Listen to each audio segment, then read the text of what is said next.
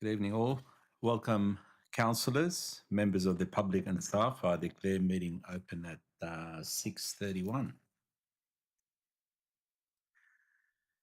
Everyone at this meeting is reminded to conduct themselves in a polite and professional manner, keep communication factual, and use appropriate language and tone. Do not use defamatory or derogatory remarks. Defamation laws apply to address in public forum. I also ask councillors to observe the requirements under the Code of Meeting Practice and Meeting Etiquette. I remind all present that the video recording is an official record of council and may be made available to persons upon request in accordance with the Government Information Public Access Act 2009. No other recordings are permitted. I'd like to start by acknowledging country. The Bidjigal clans, the traditional owners of the land on which we meet, and work and acknowledge the Gadigal people of the Eora Nation. I pay my respect to elders past and present. I think, do we have an apology from Councillor Strong? No apology. Okay, so we've got no apologies, no leave of absence, no one attending via visual link. So declaration. Actually, Councillor Wilder, Councillor Douglas, I'm attending via audio-visual link. My apologies. Okay, Councillor Douglas, welcome to our meeting. Okay, any other councillors attending? Okay, thank you, Councillor Douglas. Disclosure of interest. Does any councillor wish to declare any interest on the items for tonight's business paper? Councillor Poulos? No. Councillor Curry?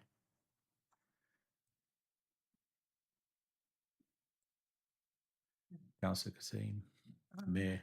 Yes, sorry. Oh, Yes. sorry, Councillor Kassim. Yeah, just to declare it's a non-pecuniary interest, just that my son was on the youth council, which has just been the original youth committee, Okay, thank you. but I intend to stay for the meeting. Councillor Rideau, any interest? Thank you. And I don't have any myself.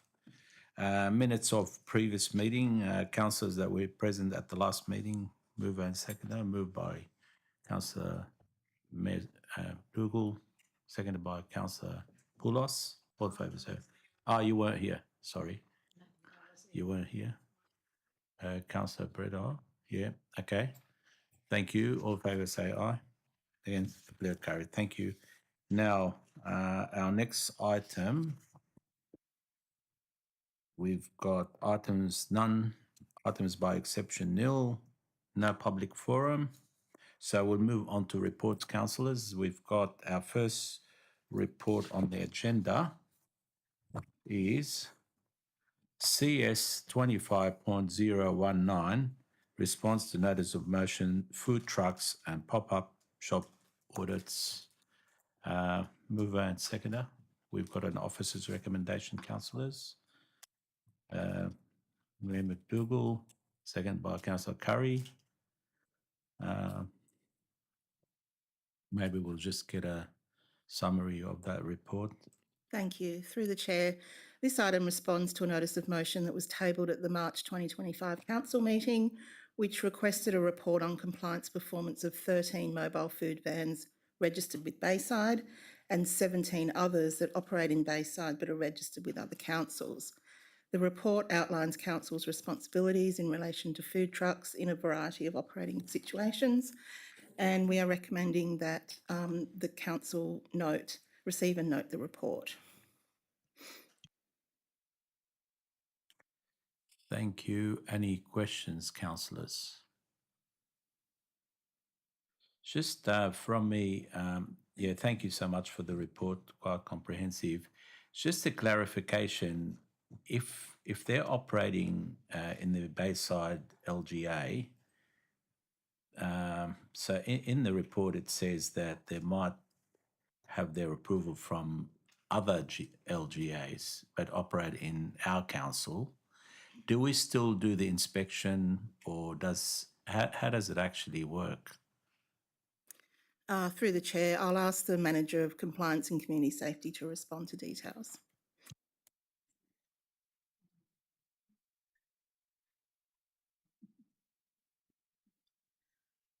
So basically, if they are registered at another council area, we don't conduct the inspection. The inspection is conducted through that council. They just need approval from the landowner that they're sitting on. So if they're located in a service station in this LGA, they need the approval of that service station owner to be located in that LGA. If we get a complaint about that food truck, we will attend and check that they are registered with another council area. If they're not registered within another council area, then we will conduct compliance action on that food truck. So how do we actually monitor if they've been inspected, like as far as their health and safety? It's the responsibility of the food truck to do their annual inspections. We randomly will go around. So if we say, for example, are in an area doing food inspection shops and the food officer notices that there was a truck there, but it wasn't there in the last area, like the last random, like when they were doing their food inspections, and they noticed that there's a pop-up truck that's appeared and it wasn't on their schedules recently, then they'll ask them, where's your registration papers? And they'll say, oh, I'm registered at, say, for example, Georges River. They'll note it and then continue. Okay. If it's not, then they'll say, well, your options are you located in this LGA? Yes, no. If no, then get your papers sorted. If yes, then here's how you register with Bayside Council. Right. Okay. Thank you. Councillor Kassim. Thank you. Just a question on that. How does that operate if these food trucks are only operating at night? Do we actually do compliance checks at night only? So no, so we do compliance checks at night because we actually do food inspections for some of our restaurants at night. So because we do have food premises that only operate from 6 p.m. onwards. So when the inspectors are out doing their food shop inspections and they do come past a food truck that is operating at night, then they do get caught up. Again, when the rangers are out and they do find something that's operating out of the ordinary, they report it to the environmental health officers and it gets picked up that way as well. Right. Any other questions, councillors? If not, it's been moved and seconded. All in favour say aye again. Very carried. Thank you, councillors. Our second report, CS 25.020, Bayside Youth Advisory Group, Terms of Reference and Youth Plan 2025 to 2028. We've got an officer's recommendation. Do I have a mover and a seconder? Moved by Councillor Brederhoff, seconded by Councillor Curry. Thank you. Who's given us a... Through the chair, so this report outlines the achievements by Council's first Youth Advisory Group, which has just completed its 2-year term. A new Youth Advisory Group will be appointed and will commence a new 2-year term in September this year. This report also presents Council's draft youth plan for the next 3 years, which was developed principally through the voices of young people. The plan aligns with strategies across all levels of government and also internationally, and is Bayside's first youth plan. And Manager Libraries and Lifestyle will speak to specifics of this report. Through you, the Chair. So this development of the youth plan has been a collation of a number of research and information. It informs what we've already been doing, but also what has been received from our young people and from various forums and requests over the last, year or so. So we've been chipping away at it. We've also been working through our networks of what the industry trends are. We've done some demographic profiling. We're very engaged with the local schools, and we've aligned with the New South Wales strategic youth plan as well. And so that is a collation of the documentation. We wanted to bring it into a centralised document with a forward plan as to, continuing to strengthen what we do now, but also some opportunities to look at some other areas and focus on some other areas. We did workshopping with the Youth Advisory Group as well, and they've informed it as well as various youth activities over the last 12 months. So this is a result of that in-depth work that's presented in front of you, and we've designed it so you could see what it looked like rather than just text, to see a visual presentation of it for your for your consideration. Thank you. Right. Looks great. Very nice and colourful. I like it. Councillors, any questions? Sorry, Councillor Ridehoff. Yeah, thank you. Yeah, I love it. And I love that we're working with youth, and I think it's really exciting. And the only question I have is how do they engage with us as councillors? Can we engage with them? Can we be advised by them? Yeah, in previous councils have had opportunities to engage. It's youth advisory group meet, quarterly, but they also have extraordinary meetings as well to discuss amongst themselves. They're empowered to discuss. There's various events and initiatives, but yes, there has been youth forums, there's been youth activity with young people, so we can certainly look at opportunities that we can further engage and connect with our council. We do report through the operations plan on what we've been doing, but we can look at other opportunities. You will get to meet the outgoing youth advisory group members at the council meeting. We will be presenting a thank you and appreciation at the council meeting in August as well. Thank you. I think that would be really valuable to also have a junior council meets, I don't know, some event. Yep, sounds good. Thank you. Councillor Curry.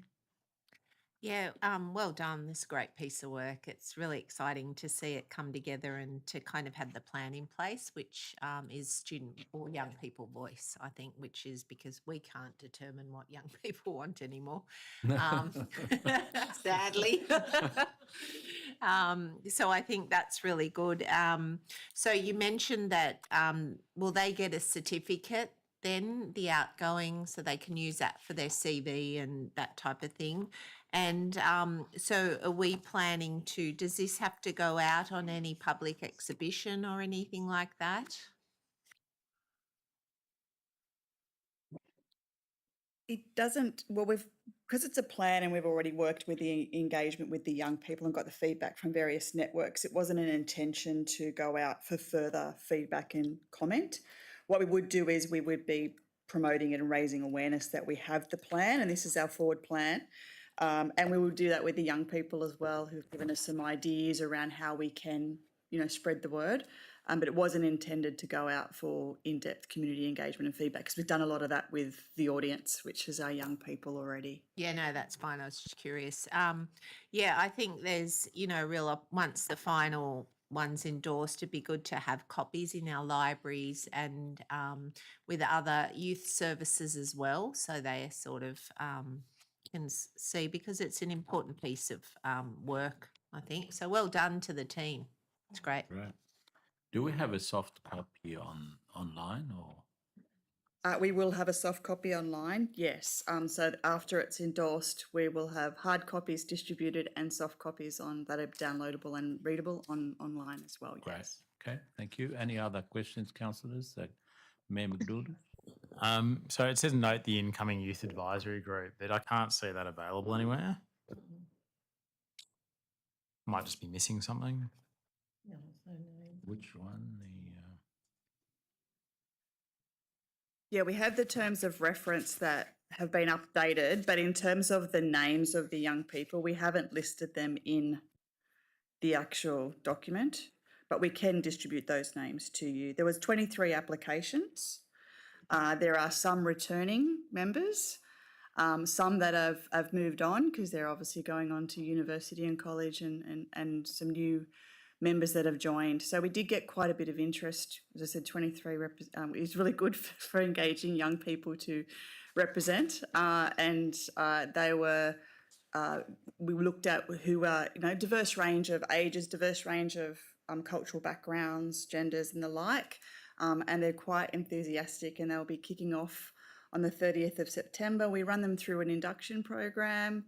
And then we support them through our young people team, and they facilitate the meeting. And we've had some great, examples where They've provided some really significant input into policies like child safe policy. They lead the planning of Youth Week. Councillor May adopted the Youth Festival, so that's one of the projects that they'll be heavily involved in. Sounds fantastic. I just don't really see how we can note the incoming advisory committee when we Without the don't have names. anything to note. Sorry, through the chair, I think it's a matter of wording. It was, I think, meant to say, note that there is an incoming, like that we are actually having That the would make next. perfect sense. Yeah, I think that's what it Wording could is. be updated. Yeah. Thank you. Councillor Warder, could I ask a couple of questions? Yeah, please? sure. Go ahead, Councillor Douglas. Thank you. Thank you. So yeah, great report back and great plan. So I have two questions. One of them is on the focus area 1 on page 65. It says, ensure young people have the opportunity to provide input into council projects and initiatives that impact on young people. I particularly noted that because it reiterates the community feedback I had about plans for the Hesselhurst Reserve, the Brighton Library removal and replacement with the youth focused playground, a young adult focused playground, I should say. But I just wanted to know, what does that actually mean? Like, what will council do to ensure young people have the opportunity to provide input into the council projects and initiatives that impact on young people? Through you, the chair, there are examples. For example, we've got the Sir Joseph Banks pump track that's coming up for concept design. They will be quite involved in the engagement to provide feedback. So any projects, and it has occurred, and we've done even the community strategic plan. So projects that are in our city projects program, that are in planning or design phase or renewal phase, they will be providing. What usually happens is that the community engagement team or the project team come and brief the youth advisory group and ask them for feedback and input into those projects. And often we have an extraordinary meeting where it's a bit of a workshop to get some information back from them as well. So am I right that I'm hearing that means engaging people in the youth advisory group, but not necessarily a wider campaign to engage young people on council projects and initiatives that impact on young people? It's both. So we'll have the youth advisory group who are an advocacy for young people. They're empowered to provide that diverse range of feedback. But part of the community engagement planning and the comms plans that we do, if it is impacting upon youth, then we will actually spread broader into our young people. And at the moment, there's the project that we're working up for community engagement on Sir Joseph Banks. That's exactly what we're doing. We've got a mixture of having the youth advisory group feedback, but going out to, high schools and areas like Much Park, Skate Park, and other locations where our young people, we can engage with young people, even on site activities as well. So those projects, yes, there will be a broader engagement process, but some of the key drivers and some of those really key information will also be through the youth advisory group, who are also the voice that spreads wider and talks in a different language than we might as parents. Sure. So does that also include things like master plans, like the Rockdale Master Plan and the Mascot Master Plan process? Because obviously they will most impact our young people. Yes. Yeah, there'll be the objective of it being in the youth plan is to embed and ensure that we thread it through our organisation. So it is on that, it is prompted, it's embedded through our team as well, all our different teams, to consider young people when they are looking at their planning. So it is why that's one of the highlights in the youth plan, is because we want to make sure that we continue to embed it and get better at engaging young people for all the different projects. So yes, the answer is yes, that we would be spreading our net wider to make sure that we are having our young people contribute to those master plans. Because it would be great when we do the report back from the Have Your Says or engagement strategies on the master plans, that we actually hear the voice of the youth separated out potentially, or at least get some report back on what they've said so that we can consider that. Sure. One other question I just had was that I have looked at other councils have a youth engagement policy rather than a plan, and I wondered what the difference is from your from the staff's point of view through the chair, what's the difference between having an action plan and a youth engagement policy?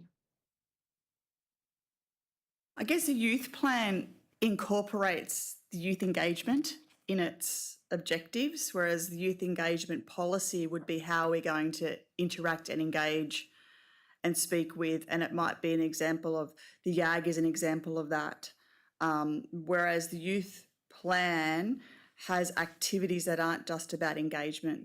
They're about events, they're about mental health, they're about building relationships and networks with our partners to deliver, you know, social and other outcomes. So I think we have incorporated that engagement piece through the plan rather than have a separate policy. We've already got a council engagement policy that really should cover all of our sectors. Okay, thank you very much. Thank you, Councillor Douglas. Thank you, Bobby. Councillors, Councillor Kassim. Just wondering if we should add an extra point, though, to what we're talking about there in terms of recommendations, to along the lines that council note the value of finding opportunities for councillors to engage with Bayside young people wherever possible. Morning. If they want to. We won't add that last bit. Mover and seconder happy with that addition? Yes. Sure. Councillor Curry, yeah, that's fine. Any other discussion, questions? If not, we'll put it all in favour, say aye. Against, declare it carried. Thank you, councillors. Thank you. We're on to the third report, CS 25.021, relocation of history items from the AMAC House. Moved by Councillor Curry, seconded by Councillor Kassim. Whose address? Thank you. Thank you. Through the chair, this report responds to a resolution from the April 2025 council meeting that requested a report on the condition and location of the George Hanna Memorial Museum collection, also plans for the safe relocation and storage of that collection, timelines for relocating the collection, and options for future public display of the collection. Officers recommend that the property currently housing Botany Family Daycare at 149 Coward Street be investigated as a possible long-term home for the collection, and we are recommending that the committee note this report, but also note that a further report will come back to council with the outcome of those investigations. Thank you, Rani. Councillor Curry, you moved. Yeah, thank you for putting together a response to that. Obviously, we're really conscious of protecting our history, and with the movement, with the demolition of the building, I think this is a really good outcome. And as that site is currently, there's been movement there, I think that investigation would be really valuable to undertake, and, you know, hopefully it can be a potential outcome. Can I just add that that we also the Botany Historical Trust are meeting on Monday, so maybe just letting them know that it'll subject to full council approval, it will move to that the items will be protected at that site. Maybe just say update Botany Historical Trust of the the proposed the proposal. Mm-hmm. Thank you. Okay, great. Any other questions, councillors, on that? If not, I put it all in favour, say aye. Against, declare it carried. Thank you. Our next report, CS 25.022, response to notification, ICI management of legacy contamination. Moved by Councillor Curry, seconded by Councillor Kassim. Whose report? Rani again. Through the chair, this report responds to a notice of motion from the March council meeting this year requesting that council write to Orica to communicate council's interest in management of remediation activities and adherence to best practice through all stages of the land use change. This correspondence was provided to the CEO of Orica on the 15th of April this year. A response was provided back to Council on the 30th of June, affirming Orica's ongoing commitment to achieving the remediation objectives associated with the Botany Cleanup Project, including the removal and treatment of HBC materials, monitoring and maintenance of the mercury containment cell, and continued operation of the groundwater treatment plant. The recommendation is that this correspondence be made available on Council's website and that the committee note this report. Did they give a timeline on completion of that? Through the chair, I've got the Manager of Environment and Resilience here, and I'll refer specific questions to him. Through the chair, the report sent back is not really confirmed of what the timeline that will be finished, but there will be ongoing communication with the community of what are happening to the site. Okay. Councillor Curry? Yeah, thank you for writing to Orica. Obviously the local community is really conscious of the site and the remediation. So just my question, and through the GM to whoever, is their response sufficient, and does it meet the standards that we would expect from this remediation? Through the chair, the monitoring of the activities is carried on by New South Wales EPA. We also have a regular meeting with New South Wales EPA in relation to the whole industrial park, Botany Industrial Park. So it's not only this side, but the whole area. So we have every 6 months we have a meeting with them. It's kind of like if any issue they will raise to us, or if we have any issue we can raise to EPA to keep, because there is an authorised organisation to monitor the activity on the site. Councillor Douglas, sorry, just before we go, did you have any questions on that one? No, I did not. Thank you. Sorry. Sorry, Councillor Curry. Okay. So is there in these meetings, or has there been any discussion around what their intention is for that site? So we have the next meeting on I think next week that we have the regular meeting with them. I can raise this question back to New South Wales EPA to get more information. Thank you. Yeah. Is it the case where EPA are actually the authority to monitor the decontamination, or is it more council? This is the New South Wales EPA have authorization to monitor activity based on their contamination management plan. So they have to report back to EPA of how they're going to comply with those management plan. Okay, thank you. Councillors, any other question?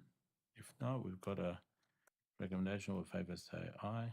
Against, declare it carried. Thank you. And I think we're on to the second last, CS 25.023, response to motion action on tree poisoning and draft submission on explanation of intent effect change to deter illegal tree and vegetation clearing. Quite an interesting read, that one, but yeah, who's Councillor Kassim, second part, Councillor Rederhoff, thank you, and Rani? Through the chair, this report is presented in two parts. First is a response to a notice of motion that was tabled at the February 2025 council meeting as to whether current penalties offered sufficient deterrence to tree poisoning. And the second part is a draft submission on behalf of council responding to the reforms that have been proposed by the New South Wales government intended to defer illegal tree and vegetation clearing that would increase penalties for offenders, close existing legislative loopholes, and provide increased legal clarity for prosecutions. So the report recommends that the committee receive and note the response to the notice of motion, but also to endorse the draft submission that will be sent to the explanation of intended effect, changes to deter illegal tree and vegetation clearing, which can be sent to the Department of Planning, Housing and Infrastructure. Thank you, Rani. Just on response to resolution 1, we've got a table, just a clarification. When we talk about penalties, in that table, it's got on-the-spot fines of $3,000, but if it goes to the local court, maximum 110 for individuals, and land environment 1 million. Does that mean if they get an on-spot fine and they don't dispute that, they just end up with a fine of $3,000? Is that what that basically means? Yes, through the chair, yes, that is correct. Okay, and look, when you read this report, I know there's been, even when I was the mayor, like the poisoning the tree and putting the container there. I mean, it's happened again on the Little Grand Parade, but that brings the thought about the M6 and the amount of trees that were removed from President Avenue. I mean, the report talks about how we have to increase the canopy. It might be up, to 2031 before it's actually matured, because obviously when you cut a tree that's 15 years old and you put a new tree, you've got to wait another 15. What was the outcome of even though we're asking the state government to increase fines and for the illegal poisoning, have we actually had any input into the replanting of trees due to the construction of the M6? Through the chair, I will hand that to the Manager of Environment and Resilience, who's been planting many trees. Yeah, through the chair, most of the activity relate to the DA the applications we got. With the current DCP, we have the planting ratio. If you cut one tree, it's going to depend on location, but have to be 2:1 or 4:1. It depend on the locations.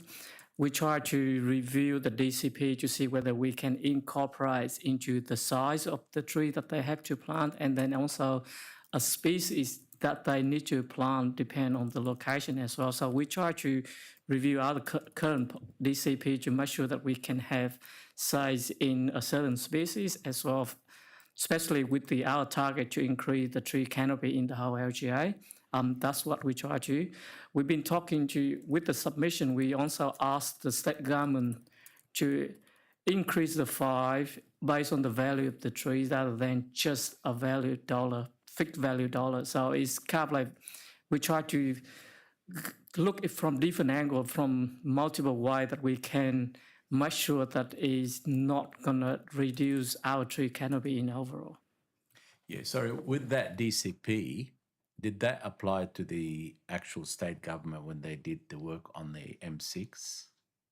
So because it's state government development, so it's state significant development, we also normally have a feedback on and impose what could be in there.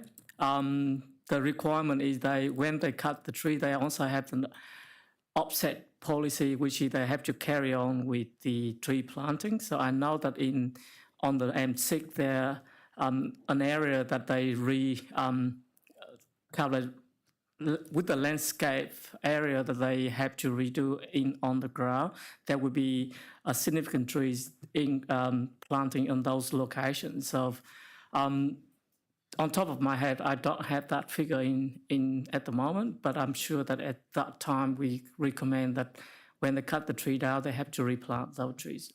Okay, thank you, councillors. Councillor Bredar. Thank you. Thank you for that report that I agree was very insightful. I have seen, maybe I have now an eye for it, but, people just chuck trees left, right and center, I feel. Particularly also on nature strips and how is it, who has got then the responsibility to replant the tree? So there's a site where a tree on a nature strip has been cut and who will replant it? Through the track, with the public tree, which is tree on street and nature strip, if the tree been removed for a certain reason, it could be public safety, it could be the trees and to the end of the life. council have responsibility to replant. But bear in mind that there's some locations that we cannot put the tree back to the place because it's certain region. So when we do tree planting or tree replacement, we have to make sure that on the other factor considered before we can say, yes, we come back and plant the trees.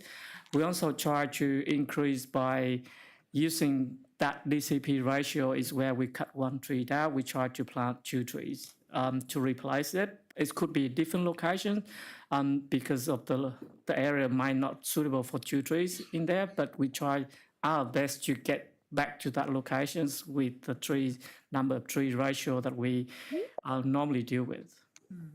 So just to clarify, so if like, you know, there were also trees that came down on our nature strip, if so that, you know, during that storm or something, so council will work to replace them. It's just a matter of time. Yes, that's in principle. The tree service team really have to manage the removal at the urgent matter, but they also have the plan for tree replacement. It could be in 3 months' time, it could be really quick in a week time, but it could be in 12 months' time. But yes, they have the plan to replace those trees. Okay, that's good to know. Thank you. And another question. So you said here that public education on the cooling effects is one of the key actions in the resilience plan over the next 5 years. I just want to know what does it mean, public education? Like, how do you do the public education? To the chair, the public education will have, we're going to run a variety of activity. And the first thing that we do it right now is we create a tree profile that with the different species that we have a list of on the benefit, on the key characteristic of the trees, including the shedding, the cooling effect, how it's suitable for the futures in terms of climate change, how it's suitable and what it look like, what the benefit it brings. So we got around 50 different tree profiles that under the development at the moment. When we finalize the tree master plan, that will be an attachment, and that will be used when we do educations through when we work with we do tree planting, we talk to residents as well, and then show to them, this is the tree profile, this is what it look like, this is how it benefit to you. That's one activity. We also do like a lot of community educations, workshop, work with them to make sure they fully understand. And that is going to be a multiple activity in the future that we have to carry on to make sure public understand the benefit of the trees. Yeah, I think that's really important. I was wondering whether you can put a little book, like a little sheet in the ratepayers' letters that come, like, you know, some of the things. But yeah, okay, thank you. Councillor Boulos. Can I also, sorry. It's quite encouraging to see that we are replanting where trees are actually being removed. But can I ask a question if we are regularly monitoring those trees that have been replanted? Because there are instances that trees are planted, residents for some reason go pull it out because they don't like it or whatever. But I've also seen instances where we have actually replanted trees with minimal protection, and the cars reverse into it, and you know, after a couple of weeks or a couple of months, the trees disappear. So with the new requirement for the tree planting, we will have 12 months maintenance regime attached into each tree. So the contractor who plant the trees for us will have that 12 months. They have to come back for the first 3 months, have to come back every week to make sure we monitor it as well as water the trees. And then from 3 to 9 months, there will be fortnightly or monthly, and then after that will be a monthly. So it's become a 12-month regime just to make sure that the tree, after 12 months, the tree established, and it will be survived after 12 months. So that's the new regime that we've been talking in the team to make sure that have to be in place. You refer to a new regime. When was that implemented? It's already happened since last year. Thank you. Councillor Kassim. You're just returning to the point made by Councillor White earlier on the actual penalties. And I know it's increased, but does $6,000 actually even cover the cost of replacing, caring for, etc.? I mean, it doesn't. There's a big difference between 6,000 and 1 million. Through the chair, if I could just make a comment on that. The level of fines, while I know that's what the state government has as their lever that they can use, they are, I guess, a bit of a blunt instrument, because the burden of proof to be able to identify exactly who the perpetrator is really difficult. Even when everyone in the street can see who's benefiting from the action that's been taken, it's still virtually impossible to take action. And so I think it's, as much as anything, it's a symbol of how important we think our trees are by elevating the fines. And 100% increase is a big increase, but it's actually getting people into court and getting charges and actually, being able to apply those penalties, that's really the tricky bit. And we've experienced that on the Little Grand Parade, haven't we? No one wanted to speak. And I think it was done during the fireworks. They had fireworks while the chainsaw was going. So no one could hear it. Anyway, thank you. Councillor Douglas, would you like to comment on this item? Yes, thanks, Councillor Awada. Firstly, I wanted to congratulate staff on providing the idea of some carrots in there for the state government to implement to encourage positive behavioural change. I think that was a really nice and fresh addition to your submission. I wanted to ask about the significant tree register that I understand existed in the old Botany Council, and my understanding was that there was work being done to harmonise that across the whole of Bayside, and whether with that, if there are any what the additional penalties or protections are once a tree is registered in a significant tree register.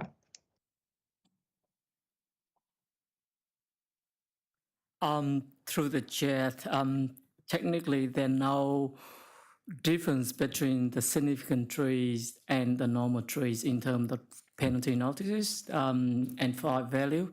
In that, if in terms of the significant trees, we get more weight if we go to the court in relation to the damage to the environment. But in terms of penalty value, there's no difference between the normal trees and significant trees.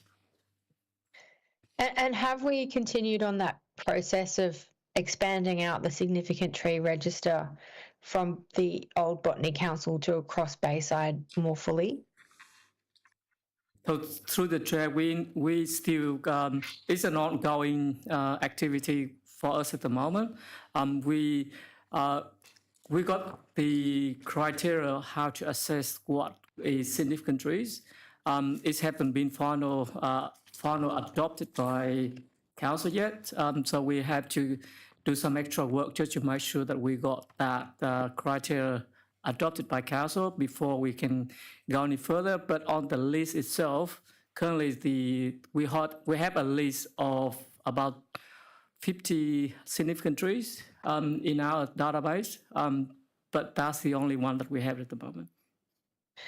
Thank you. I mean, I partly raised it because I think if people were aware and proud of their significant trees in their local area, that we might not just be adopting trees per se on our verge, but we might as a community have that sense of adoption of our significant trees in our wider community, and that might help with the public education aspect.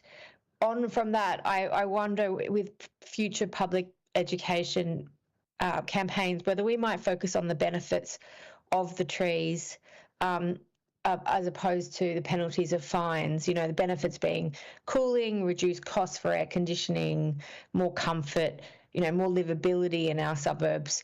Although I think that is not widely known how much trees benefit us and what the implications of heat impacts are if we do not have them.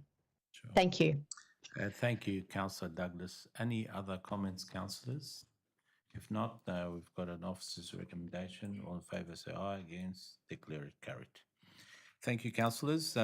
We're on to our final report, CS 25.024, New South Wales Electric Vehicle Curbside Charging Grant, Round 2 Outcomes. Councillor Curry, moved by Councillor Curry, seconded by Mayor Dougal. Rani? Through the Chair, Council has previously received reports on the New South Wales Government EV Curbside Charging Grant Round 2 in December 2024 and again in March 2025. So this report actually presents the grant outcomes, including an updated list of proposed curbside charging locations. And I will hand to Manager of Environment and Resilience to talk to the specifics of the report. Thank you, Rani. To the chair. So this report come back to the committee, City Service Committee, to inform that the outcome from the Route 2 New South Wales Government Curbside Charging Grant. We proposed in December 59 locations with 3 different company, three different charging operator. The outcome is Bateside received the only two company received the grant to install charger in Bateside, including 27 locations, and will be 37 charging port. It means 37 car can charge at the same time. The reason is only 2 companies received the grants because the state government focused on the pole-mounted EV chargers instead of rather than the fast charger in the LGA. And especially with this grant, it's only pole-mounted charger being awarded for the grant. With the 27 approved for locations, it still have work going on between council and the charging operator. With the experience we have before, even though we say 27 locations, but it might not be suitable, technically suitable in terms of power supply to the site. The power might not be suitable, and it could be the objection from the community. So in the report, we also include like 8 additional backup sites for council to consider, just in case that the site, 27 site, is not finally approved on 27 sites. So we have 8 sites at the backup. So the recommendation is council approve that we can go to public consultation for the 27 sites. And if there are no objection from the community, we go to the traffic committee or traffic forum just to get a dedicated parking spot for those locations.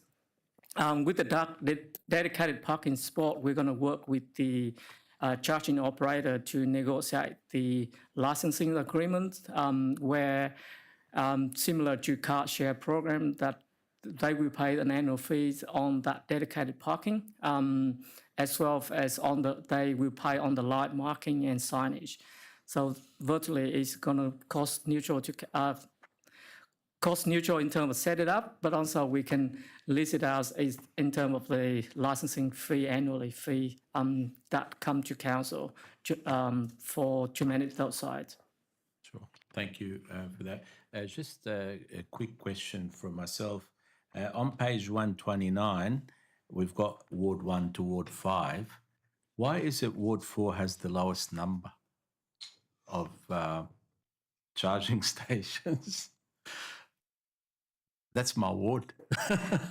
Through the chair, the idea with the pole mounted is not fast charger, is what we call the slow charger. It's up to 22 kilowatt capacity, where the focus with this charger is really much focus on where the dense population is, help the community who live in the building block where then they cannot get they don't have the garage or they cannot get access to the off-street parking charger. So that's the reason why it's focused on the Ward 2 and 3 with the higher number.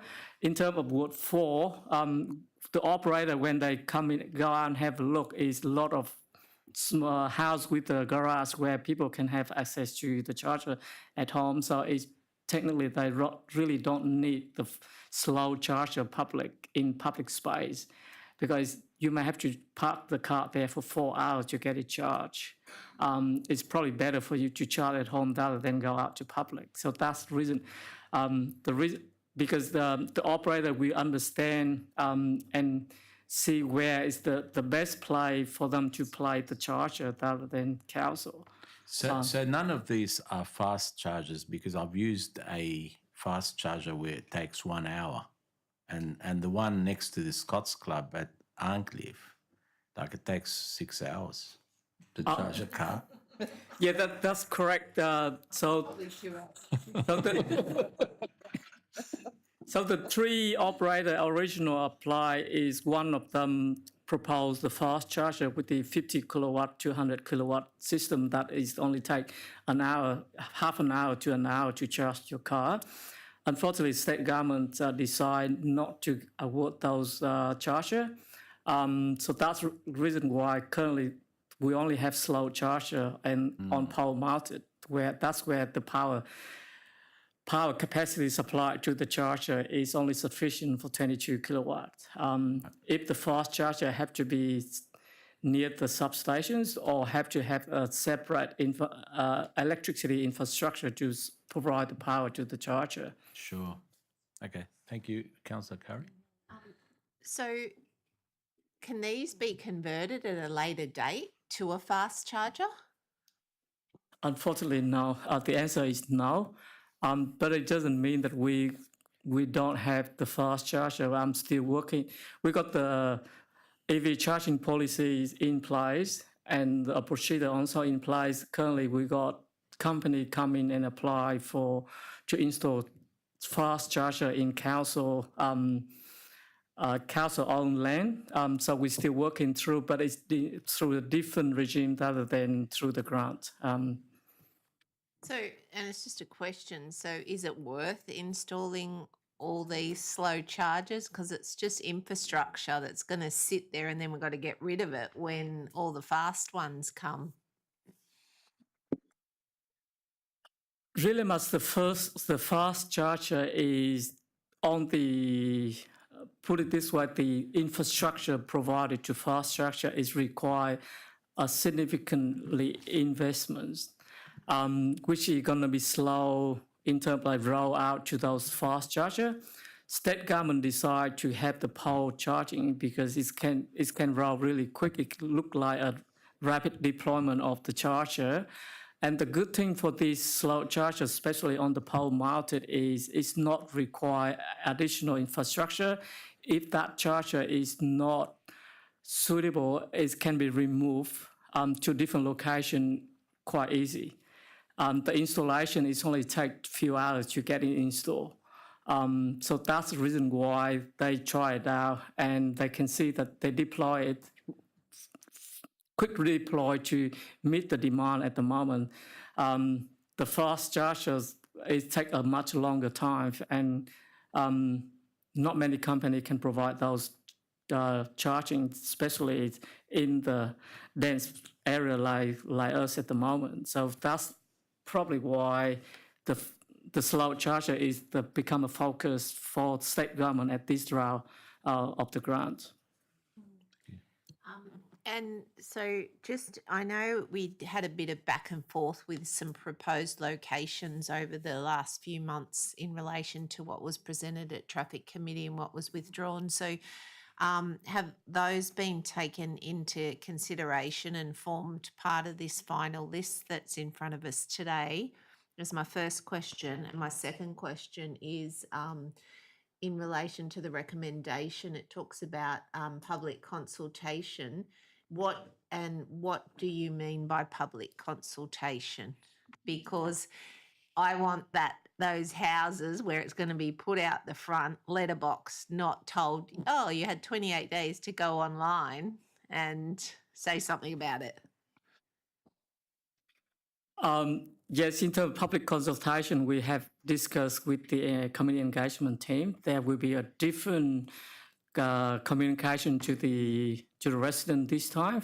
One of the proposed action will be a big signage on that actual pole that we propose, saying the EV charging will be at these locations, and the QR code that if you have any comment and feedback, you will go into that online and provide the feedback. We also look into a level drop to like nearby residents. That's another avenue that we look at it. But yeah, definitely we're going to talk to the potential impacted residents, not just the wide populations. And just like, the first question, which was around the consideration into the back and forth of the locations. Yes, we've been talking to the charging operator just to make sure they fully understand the location we proposed before and reject by the traffic committee shouldn't be on the list. And this time we also have the traffic management team look into those locations just to make sure the future development in terms of like parking restrictions, or it could be cycleway might go through those areas. So we have the traffic team look into that as well. Yeah. I just what's in my head. Just on that point, can we just, if the committee is happy, I just want to, before we lose it, I just want to say that Council endorses the proposed locations for public consultation for 28 days, which includes letterboxing the directly impacted houses and a call flute on the proposed pole, just so it's really clear and transparent. And then the other one is, my concern is now that there's no traffic committee, that I still want and not that I distrust council staff, but to be fair, sometimes the understanding of the local roads and the impact is better known by the councillors who live in that area. So that if with future, with any of these, can they come back through committee? Because there's no traffic committee now. So is I guess through the general manager, is that then the avenue that any proposed locations come back through a committee? Thank you. Sorry, just on the location, I mean, it does say in the report, the criteria outline not positioned in front of a residential home or retail stores. So that's a given. You can't just put it in front of a residential home. So there's a heap of criteria. So, but I think we've got to follow that criteria because it does specifically say that in the report. I'll go to Councillor Brederhoft and then Councillor Poulos. Yeah, thank you. I know that some of the areas, particularly in Rockdale, it is high density living, and I've been there, and there are a lot of electric cars. So I'd be quite happy if they charge there and I can do the fast charging. But another question I have, because also noting what Councillor Awada says, that a lot of houses that, Ward 4 and actually Ward 3 and probably Ward 1, where there are similar single houses and it's assumed they have garages and therefore place a driveway. However, that's not always the case. So we actually not catering for those who are townhouses with no driveway or no garage. So has council ever because in Inner West Council, they did a trial where you could apply for a permit to put a cable across the footpath with a cable cover for secure to charge the car for those who are, who don't have a driveway. Has council considered something like that to accommodate some of the people that are not in these areas? Through the chair, I actually have an inquiry from resident in relation to run the cable across the footpath. In terms of public safety, probably not the right way of doing it. But under the state environmental planning plan, that allow residents to apply through the DIA process that they can install private charger in front of their property on the public land. So there a pathway of doing it with from the state government pathway, but that's what recommended by state government is we should go through there because it's public safety concern who's a lot of in terms of public liabilities who we liable for if any accident happens. So it's quite a lot of things have to be considered. That's where state government prefer to go through a proper development applications for those private charger on the public land. Sorry, is that in development, or is there anything that one can do to speed it up, or can we already do that, or can I look somewhere else? So through the DI applications with the SAP state environment planning plan, that is have to meet a certain requirement in terms of like Australian standard of the charger. The cable have to run underground and it have to be able to draw back to the ground when the charger is not in use. So there's some requirement in there that they have to meet those certain requirements before we can approve. But that's across the whole New South Wales under that SAP. Okay. Councillor Poulos. So I'm just going to echo, obviously, Councillor Curry's concerns with regards to the somewhat already redundant slow charges that we're going to implement, and obviously making sure that we look at parking restrictions in the areas and we accommodate for the vehicles that will be left there for more than 2 hours, charging for 8 hours. So I think going back to the change with regards to traffic committee is that we actually take into consideration that vehicles will be there for a longer period of time, and that is factored in with the location of those charges. Yeah, through the chair, if the proposed here is will be either 2 hour limit or 4 hour parking limit from 6 a.m. to 6 p.m. It's mean at night time between 6 p.m. to 6 a.m., the car can park there and charge overnight. So that's what we try to accommodate to during the daytime. It might require the turnover, but at night time, you really technically can park there whole night to do a charging if you require. So will that be a restriction on the actual charger, is that you can't stay there for longer than 2 hours? So if you put it on, you've obviously, like a parking limit, you have 2 hours and you must remove your vehicle? Yes, through the chair, that's the limit, the parking limit, 2 hour parking while charging only, but that's depend on the locations. There's some location is really much not a parking issues where unlimited parking restrictions, then we can leave it at the unlimited parking restrictions. So it depends on location. That's where each location we have to consider, and that discussion we have to have discussion with the traffic management team just to make sure it's going to be in line with what on the ground. It doesn't cut off. It doesn't cut off. Even, sorry, just to clarify, I think the question is, if you park on a 2 hour limit, if you overstay the 2 hours, you could still be charging. If you, yeah. It's not that smart. No, that's what I mean. Yeah, but you just get. Yeah. Going back to my point, it's already redundant. Sorry. Yeah. Sorry, Councillor Poulos. Yeah. The slow charging, if it's meant to be there to charge a car for 6 hours, but you can only stay for 2 hours, how does that, does that affect the battery Defeats life? the purpose of, yeah. Sorry. But I don't Sorry. know. Yeah, just to respond to that question. So with the slow charger is prefer people to have a longer time. But in terms of like EV charging, EV driver like myself, we don't normally wait until the battery drop to zero.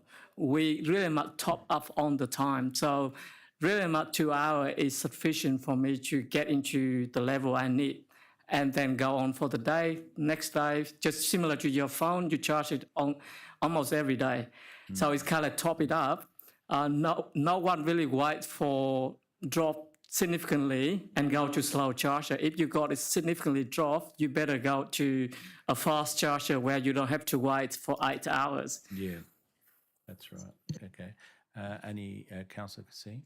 Yeah, just I haven't looked closely at all these locations, but you know, it does say it'll be good to be near to public places. I mean, and that makes sense in this regard. You know, like if you're going to a park, you're going to spend 2 hours in a park anyway. Park your car, leave it to charge. Happy days.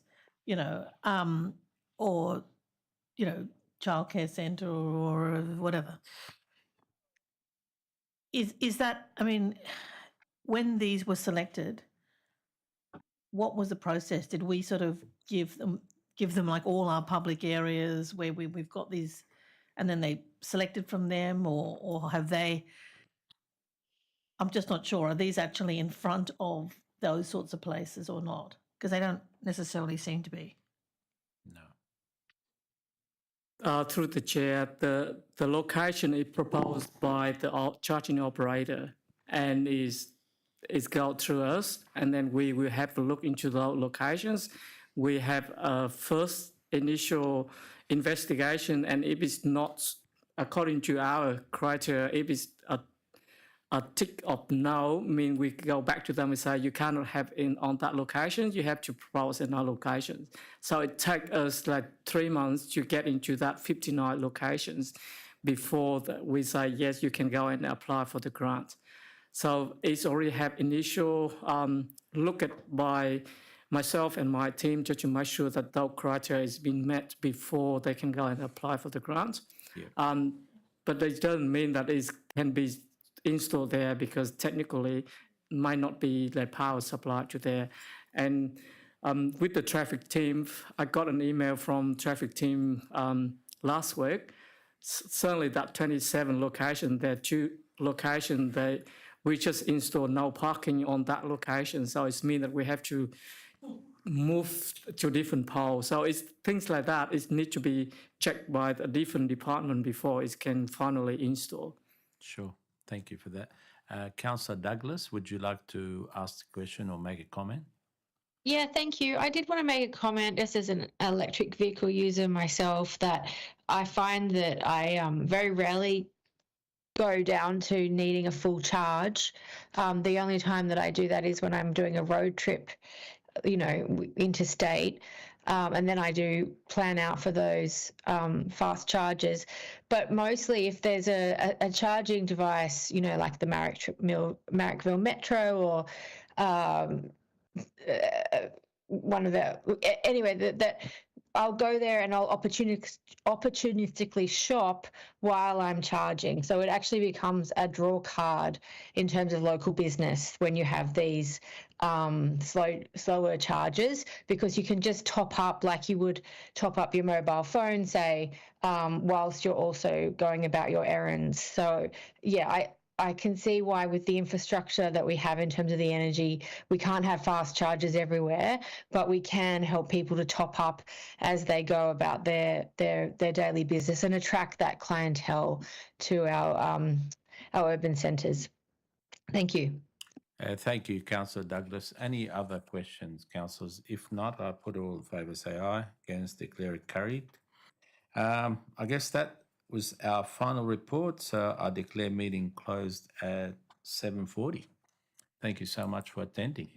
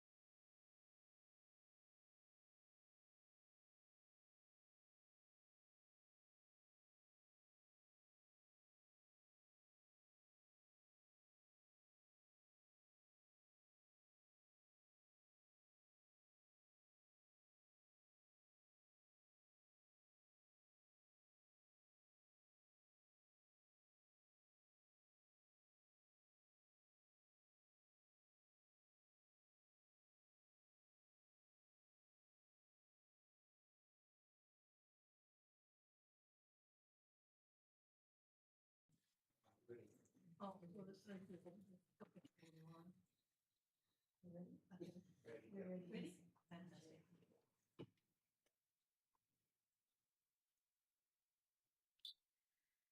welcome councillors, members of the public and staff. I declare the meeting open at 7:47 p.m. Everyone in this meeting is reminded to conduct themselves in a polite and professional manner, keeping communication factual, use appropriate language and tone. Do not use any defamatory or derogatory remarks. Defamation laws apply to addresses in public forum. I also ask councillors to observe the requirements under the Code of Meeting Practice and Meeting Etiquette. I remind all present that the video recording is an official record of council and may be made available to persons upon request in accordance with the Government Information Public Access Act 2009. No other recordings are permitted. I'd like to acknowledge the Bidjigal clan, the traditional owners of the land on which we meet and work, and acknowledge the Gadigal people of the Eora Nation. I pay my respects to elders past and present. I understand we have apologies from Councillor Dusko. There's no applications for leave of absence other than that, I believe. And we have 2 councillors on video link. That's 3. Oh, 3, Councillor Savranowski, Councillor Bouglet and Councillor Douglas. Fantastic, okay. So as we have those 3 councillors wishing to participate in this meeting by audiovisual link, may I have a motion which someone would like to move and second that the council request to attend by audiovisual link be granted. That's Councillor Bederhoff and the Mayor. Thank you. All in favour? Yes, good. Are there any disclosures of interest by any councillor? Anyone online? Yeah, relating to item CP 25.038, the expenses and facilities policy, non-significant non-pecuniary interest in line with what I previously declared at the council meeting, that I'll nevertheless absent myself from the decision. That's fine. Thank you very much. Yes, Councillor Curry. In relation to CP 25036, just SS Rock, just to declare that I'm the Vice President of SS Rock, but I'll stay here while it's considered. Sure. Are there any others? No, Councillor Bederhoff, no. And anybody online I can't see. I'm relying on staff. No hands or anything? Nope. Okay, I'll take that as no other declarations of disclosure of interest. Can I ask 2 councillors who were present? They can't hear. So the people online can't hear? Is that what someone's saying? Yes, that's what someone's saying. Okie dokie. Well, maybe we'll just wait for a second.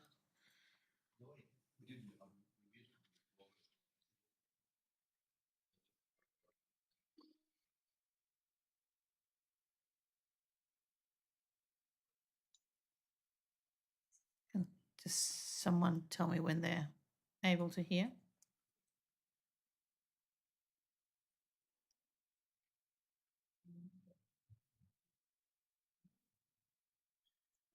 Hello. Oh, great. Hi, is that Councillor Boudlet?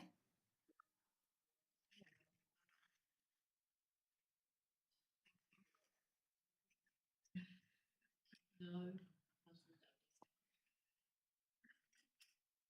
Is anybody there? Yes.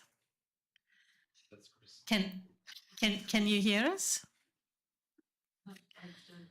Councillor Savranowski can't hear us, okay.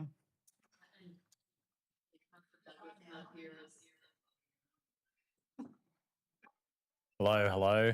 Yes. We can hear you now, but you were on mute up until this moment. Very good. Fantastic. Okay. And we can hear you. Can I just check, Councillor Boudlet, can you just say something just so I can know that you can hear? Yep. Yep. Yeah, I can hear. All good. And Councillor Savranowski? Hello. Fantastic. Excellent. All right, we're on. Okay, so we'll just go back just to check with the 3 of you. You may not have heard. I was just asking if there were any disclosures of interest. Not for me. Thank you. No? Not for me either. Fantastic. And Councillor Savranowski, no? No. Thank you. Okay. So can I ask that two councillors who were present at the last meeting, which probably has to include one of you who are online, to move and second the confirmation of the minutes. So Councillor Braddock moving, seconding. I'll second it. Thank you. Thank you very much. And all in favour? Yes. Good. Get that carried. Okay. There are no items by exception. So we will go to the public forum. We have one speaker this evening. If you would like to come forward, Mr. Jamie James from Ramsgate FC. This is with regard to CP 25035, the sports lighting installation. So before you start, I just need to indicate speakers are advised that a warning bell will You've gone sound. on mute again. Is it because you're on your laptop or something? I don't think so. I mean, this is red. Should be okay. You're back live again now. Thank you. Speakers are advised that a warning bell will sound when only 1 minute of speaking time remains.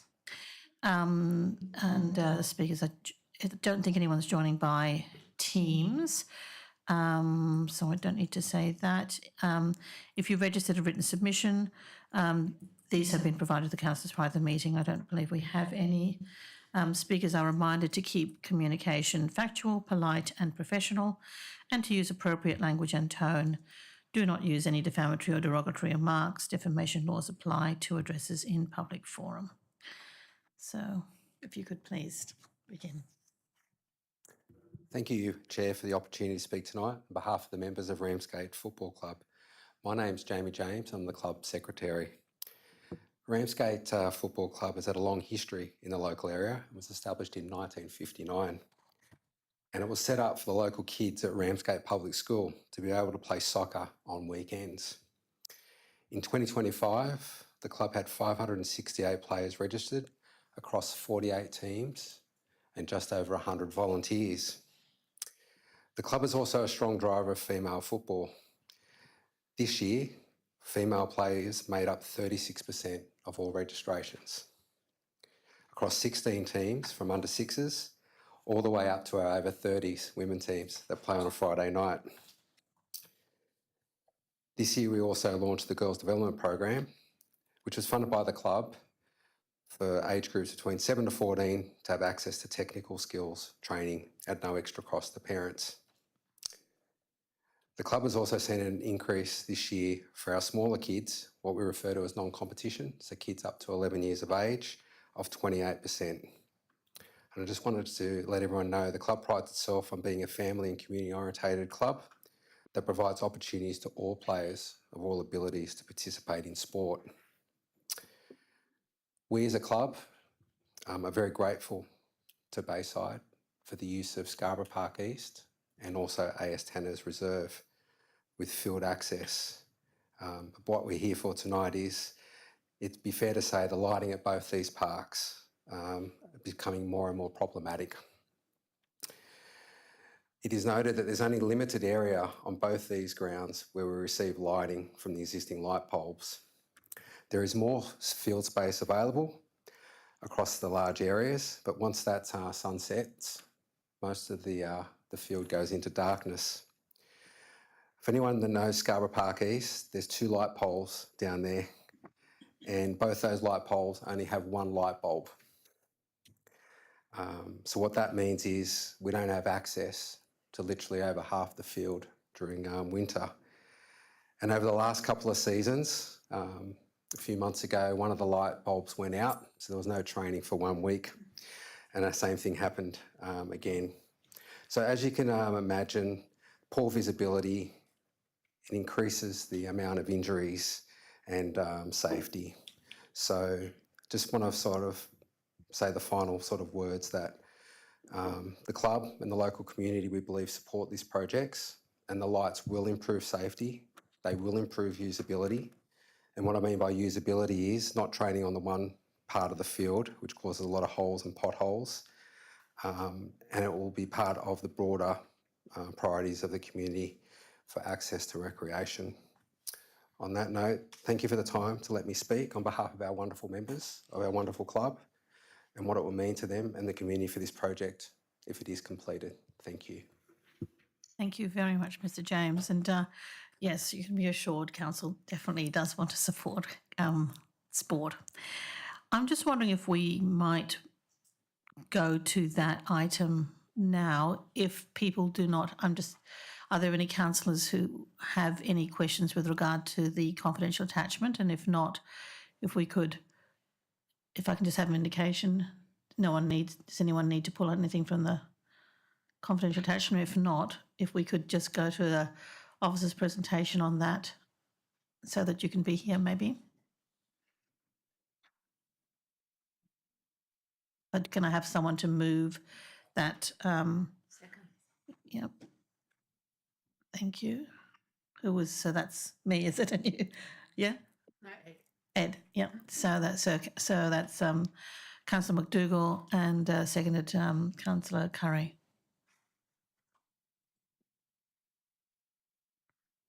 Officers report. Yeah. Through the chair, I'll just share my screen.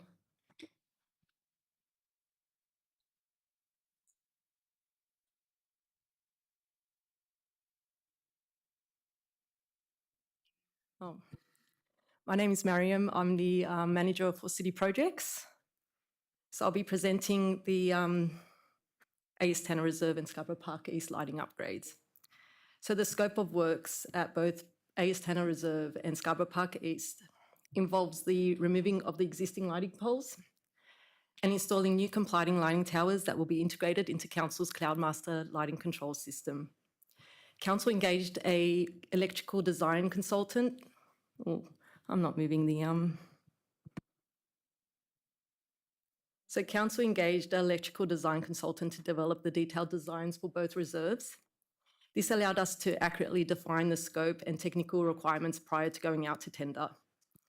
The design adheres to Australian standards, including the illumination levels suitable for training purposes and Australian standards for minimising obtrusive lighting to nearby residents. Both the works at both sites have been approved under Part 5 of the New South Wales EP&A Act.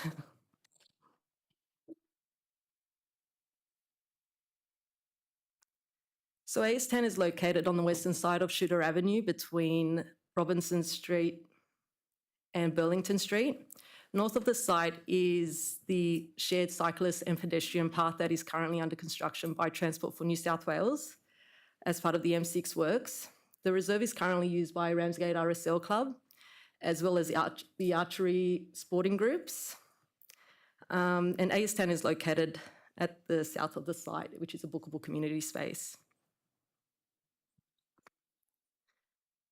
So there are currently 2 lighting towers existing on the eastern boundary of the reserve. They do not sufficiently light up the field during training in the evening training times. This has resulted in concentrated wear and surface damage in those areas as a result. It is proposed that we remove the existing lighting towers and replace them with 4 12-metre high towers that will be equipped with 50 lux lights. Again, compliant with Australian standards and integrated into Council's Cloudmaster lighting control system.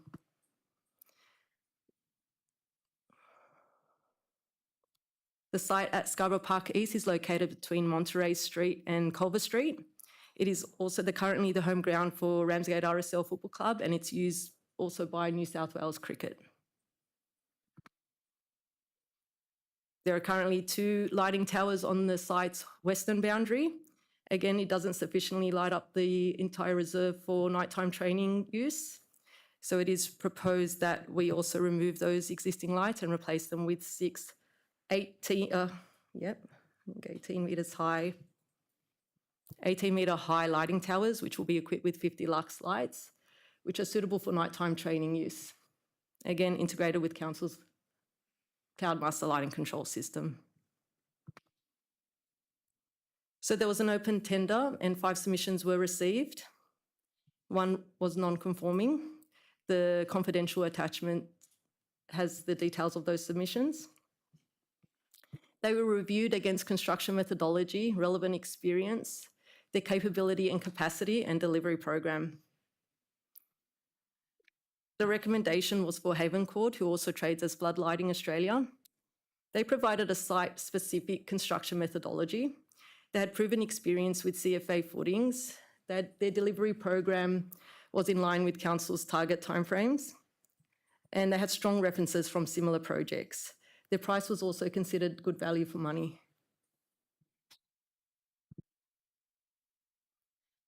Haven Court's previous projects were of similar nature, scope, size, and complexity. Their experience extended across several council areas and are directly relevant to the requirements of the current project.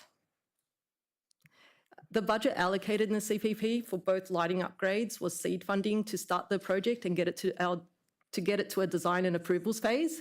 We always anticipated that additional funding will be required to fund the full scope of works, as the exact number of lighting towers needed could only be determined once the detailed designs were finalised. The additional funds required will form part of the recommendations of the report. So we are here presenting tonight. If approved, it will go through to council meeting. A contractor is anticipated to be engaged and commenced on site in September, with a project completion time by the end of the year, weather permitting. We will engage directly with clubs and community events of any site works commencing. That takes us to the recommendations of the report. Do I read out those That's fine. recommendations? I think everyone's read the recommendations. Take them as read. Thank Are there you. any? Thank you very much. Are there any questions or comments from councillors? I have. Sorry. Yeah, sorry. Yeah, Mayor. Look, I just say I think these lighting upgrades are long overdue. It's a great and well-used field, but the club's growing rapidly, and it's obviously very damaging for the grass where there's not sufficient light to train when you have this many kids playing there. Just like to also thank Jamie and Leo and all the committee for all the work they do. I mean, they support, what I'm sure as demand grows, because if you're the victims of your own success, when you have 1,000 kids training on these fields, you'll get to enjoy the amount of work that requires. But I think, as I said, these are much needed upgrades. Could I just reiterate that as well, Councillor Kassim, through the chair, that I've heard overwhelmingly from multiple sporting groups that use these facilities that these lights are well overdue and direly needed.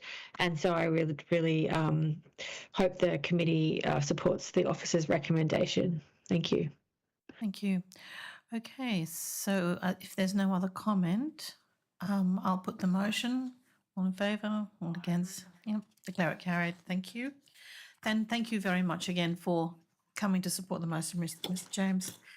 Hope that you'll report that back. All right, so we will now go to the item which was going to be first, which is CP 25.033, the draft AI policy. Do I have a mover and seconder? Councillor Curry, Councillor Brederhoff, and officer's report, please. Through the chair, I have a presentation to share. One moment. My name is Georgie O'Neill. I'm the lead of business innovation in the Business Transformation Department of Council, and I'm here to present on the draft artificial intelligence policy. The purpose of this presentation is to provide an overview of the draft artificial intelligence policy, also known as the AI policy. I'm also seeking to receive endorsement from the City Performance Committee to proceed with next step recommendations, which is outlined at the end of this presentation. Tonight I'll be providing you with a background and an overview of what the policy sets out to achieve. I'll talk to you about the New South Wales AI Assessment Framework, which is developed by Digital New South Wales that Bayside has adopted. I'll cover off on the future body of work, mainly around the need for development of supporting documentation and resources to ensure the policy is fully functional. And then I'll present the next step recommendations.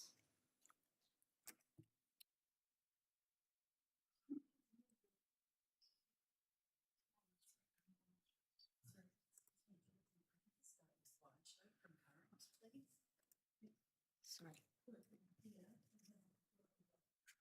Made.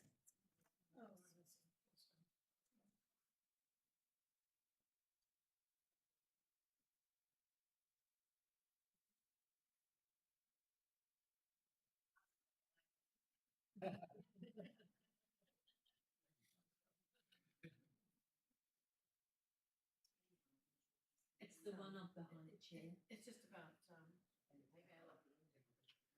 well, you'll see the same thing, but it just is small because it's not in slideshow mode.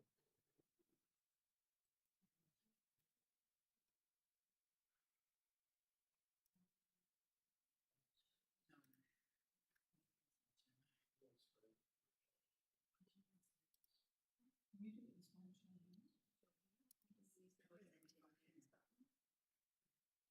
You press slideshow mode. I don't know if you can control those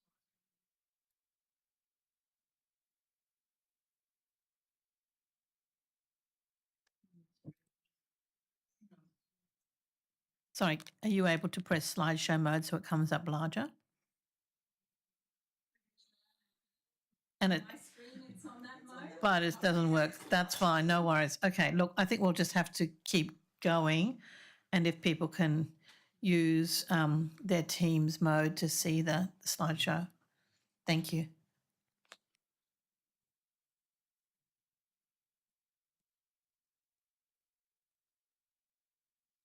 Yeah, just proceed.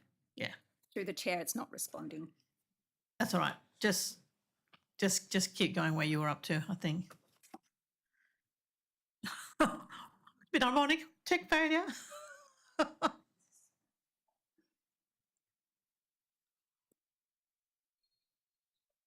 Apologies. Beautiful. Well done. Thank you. We have the technology.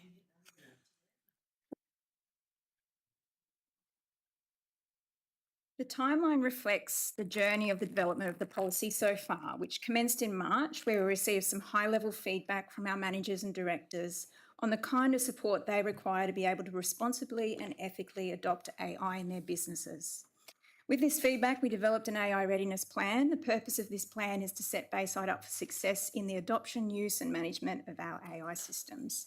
It was identified that the most important deliverable required to support all other outcomes within this plan was the development of an AI policy. In April, we stood up a project control group, or PCG, involving senior employees who represent functions that are or will likely be highly impacted by the introduction of AI into our workplace. In May, we engaged an external consultant who specialises in AI governance to work with us on the development of this policy.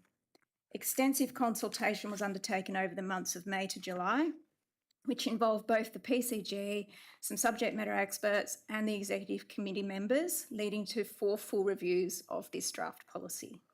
This has resulted in a holistic policy that addresses the many needs of both council and our community. And I can say that we're now being contacted by other councils who are looking to replicate our highly considered and holistic approach to AI governance compared to what is currently published by other councils. In July, we received endorsement from Executive to take the policy to the City Performance Committee, with the next recommended steps to go to Council later this month for endorsement to go on public exhibition throughout September. In October this year, we'll come back to City Performance Committee and then Council with the public exhibition findings and outcomes. Next slide, please.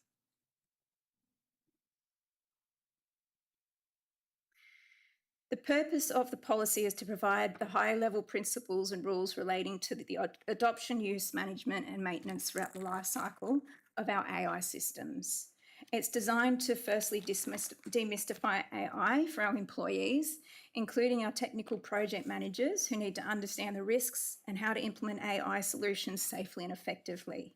Our AI system users who need to have clear guidelines and rules on how to responsibly use AI, and our AI system owners who need to understand their responsibilities in terms of maintenance and management of our AI systems throughout their life cycles. It provides guidelines and best practice risk management that's required to authorise the use of AI. Council recognises that AI presents transformative potential to enhance Council's operations and services to the community.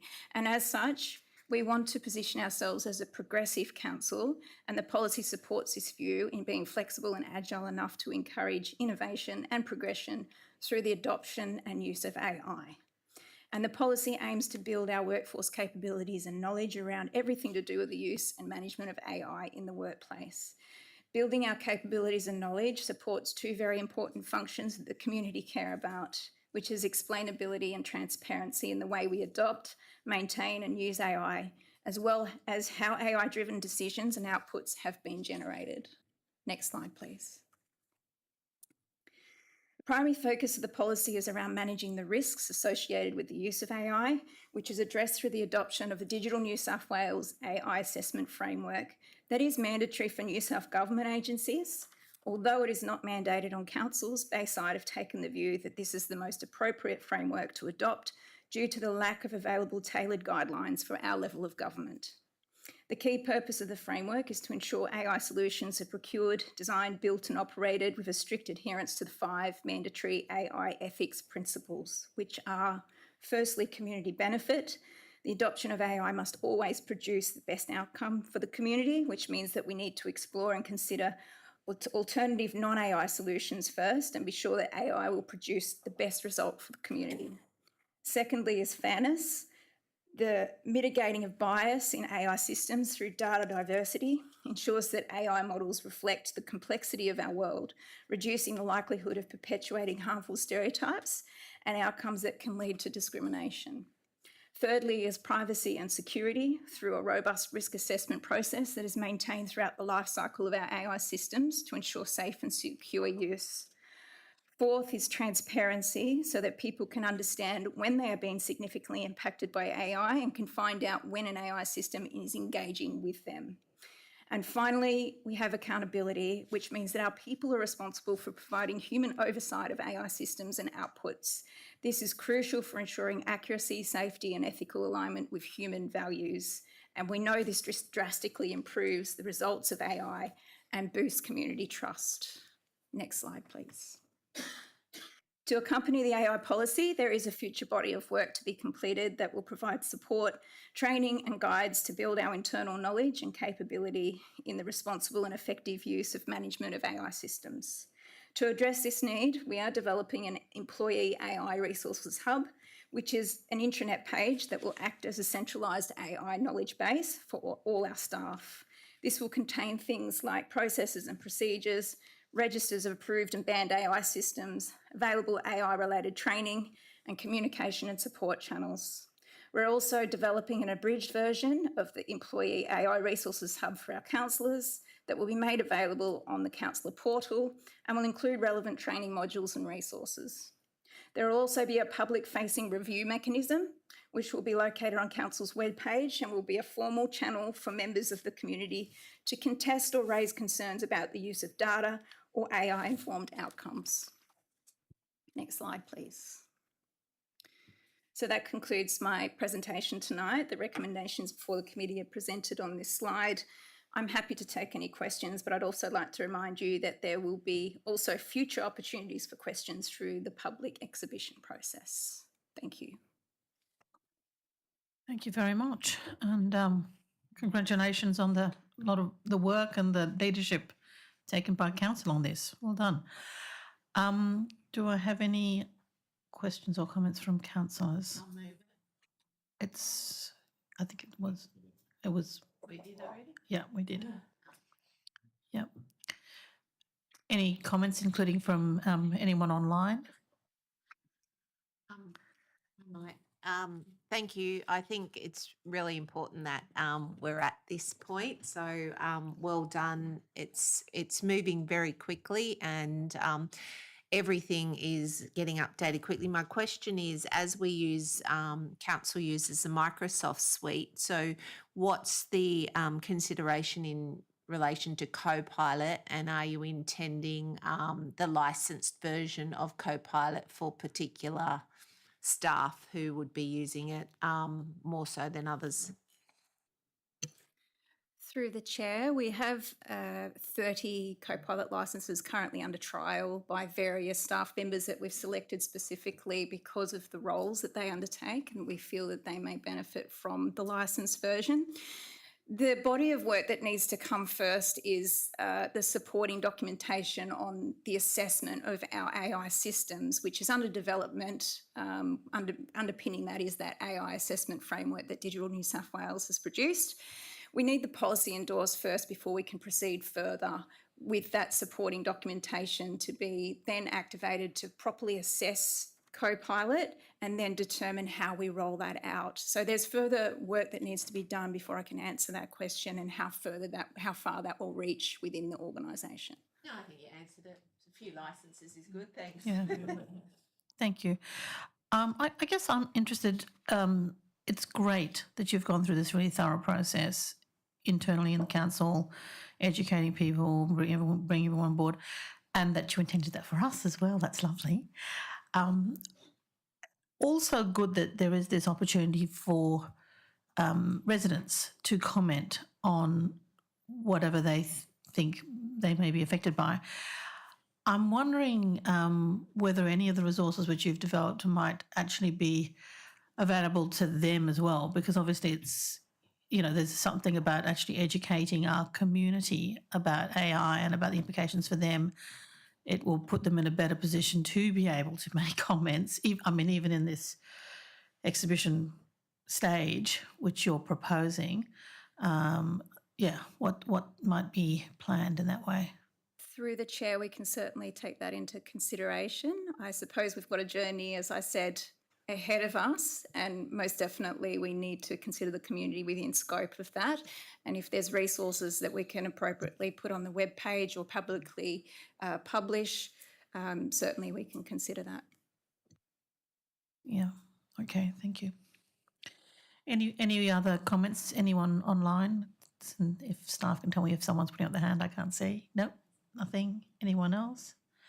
All right. Sorry, I do have a question. Sorry, I brought this up when we were talking about community consultation and the opportunities to use generative AI in that process. And I just noted that there is no differentiation in the policy between the types of AI. Was that deliberate to keep it broad at this stage? And would there be a use of making some definitions of the different types of AI rather than just having it one broad brush terminology? Through the chair, yeah, you're right. We did take the approach of keeping the policy broad. The main reason behind that is how fast-paced moving this particular technology is, and the supporting documentation is considered the more iterative type of work, whereas the policy is broader for that reason. So the underpinning documentation will most definitely consider all the different types of AI. However, we can consider that to be added in as terminology within the policy as well. I think it might be helpful to differentiate the different types of AI and how it might be used by the council, but yeah, whether it's in this policy document or in the iterative documents. Yeah, thank you. Thank you, Councillor Douglas. Is there anyone else? Nope. Okay, well, in that case, I'll put the motion. All in favour? Yep, and against, I declare it carried. And we'll go on to CPO 34, Customer Experience Statistics. Do I have a mover? Councillor Breda Hawker and Councillor McDougall. The officers' report, please. We're just setting, Sally will do a presentation for us over the statistics as she sets up.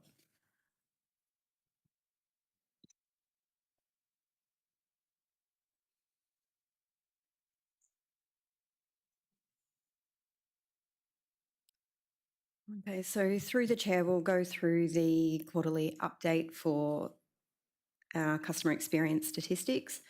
We'll look at the quarterly data, the year-to-date data, which is also the full financial year data, some website trends, and also towards the end, I've got a demonstration of a new user experience that we implemented in June. So with our customer experience strategy, policy and charter, we identified 4 key principles that deliver providing exceptional customer service to customers every time they interact with council. They were focused around the transactional component of service, the face-to-face, the phone calls, the emails, information management, so how we collect and use data. The look and feel, so within the community, those experiences that our customers have when we are not around, and also the self-service opportunities for them.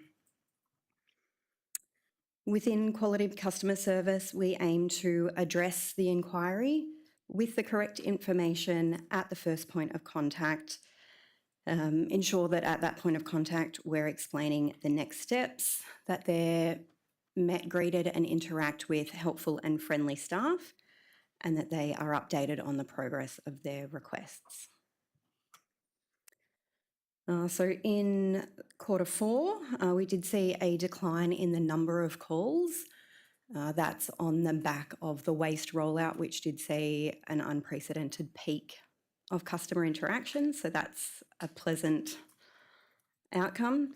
The average call time remained very consistent, and that has remained that way for quite some time, indicative of good quality conversations with our customers. So we aim to give them that information at that first point of contact.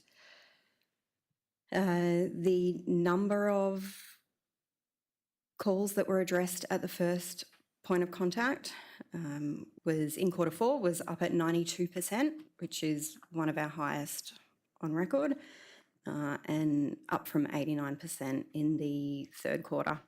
Counter visits remain very constant. We have seen a decline in emails,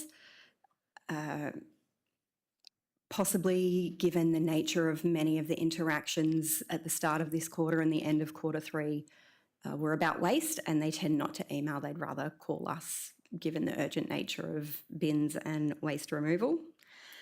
Looking at the full financial year, calls have certainly increased. Average call time remains quite consistent, as mentioned earlier. The calls addressed at the first point of contact have increased.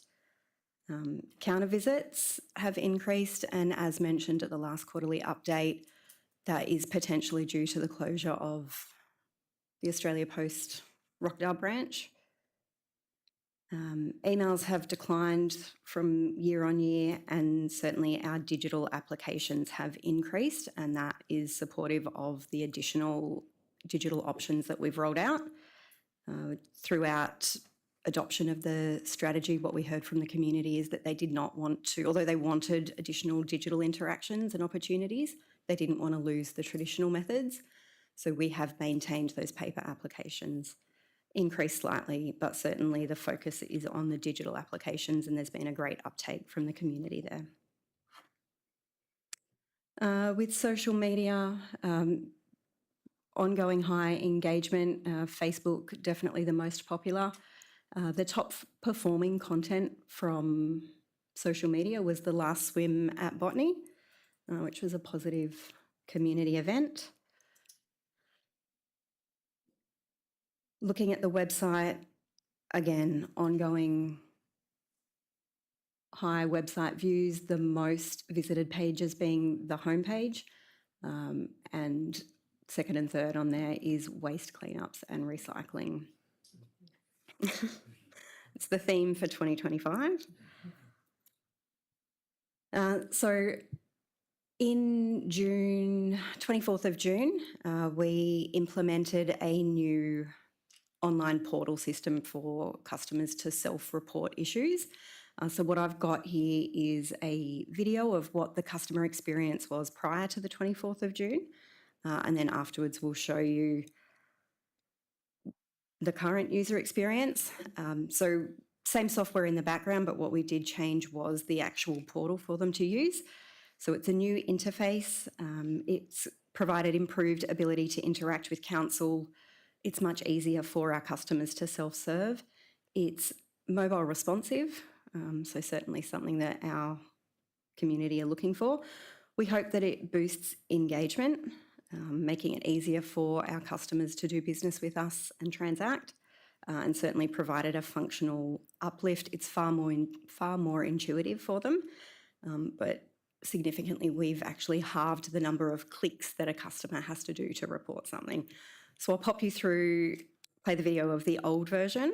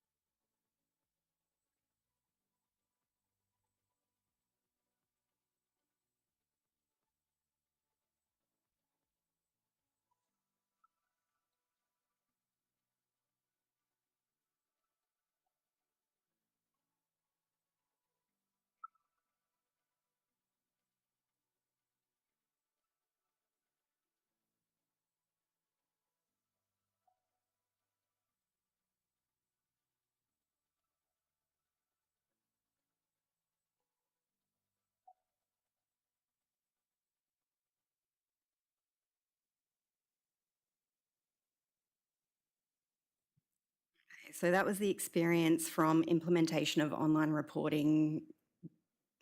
As far as I can tell, back to 2004, it's remained quite constant and unchanged. And this is what they now get to experience.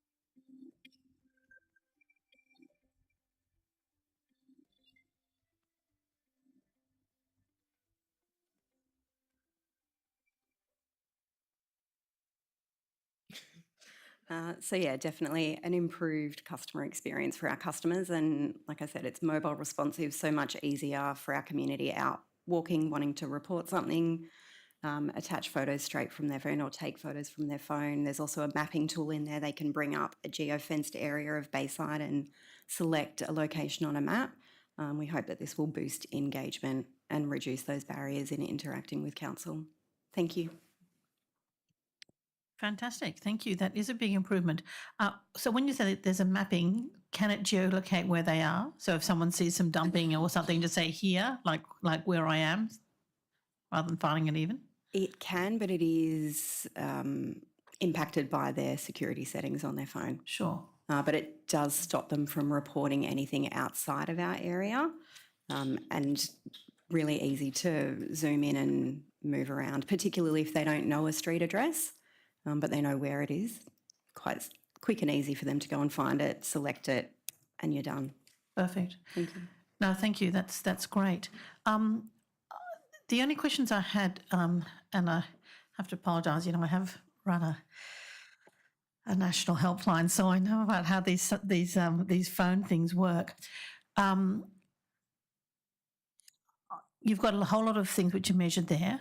What isn't measured is the time to call, the time to pick up of call, and the proportion or number of calls which drop out. Either, that's usually split into two things. Either they drop out, because I presume you have an answering, recorded message. So usually what's measured, certainly in what I've used before, it's usually measured the number who drop out before they get to the message, and then the number who drop out after the message, and then the number, and then, as I say, time to actually get to be picked up, waiting time. Through the chair, we can include, we've got an abandoned call rate. So where they drop out before we get to answer their calls, we can include that in That would future be good. reports. And yeah, we can also update it to include the handling time, the wait time. The prior wait to- time, Yeah, the total. yeah. Yep. Yeah, because that's the feedback I get. That's what people say. I think that is important to measure. That said, fantastic. And I should also provide feedback I've had from other people about, it's not directly related to that, but it is sort of customer service of a sort, and that is the alteration to the website to now allow people to see what's going on in the LGA, because I've had lots of good feedback for that. So well done on that, because that is actually just providing another service to our community. So are there any other comments or questions from anyone? Just one from me, Chair. Just around, if we're talking about customer service and customer experience, do we also track satisfaction? Or I assume there's lots of surveys around, obviously great seeing the number of calls and emails. Do we get the sense of if people are satisfied with the service that's being provided? Thank you. So through the chair, the current measure, or the best measure we have to date, is the calls addressed at the first point of contact. So we're not bouncing them throughout the organisation and passing them on. And they are incredibly high, sitting up around 89% for the last quarter and 91% for this quarter. We did introduce a quality assurance program from January. However, the limitations in terms of a person sitting and listening in on calls has been burdensome, and particularly throughout the peak of waste calls in March, April and the beginning of May. We paused that program. We are exploring an AI speech analytics program that will give us far greater oversight over the quality of the call and also the sentiment.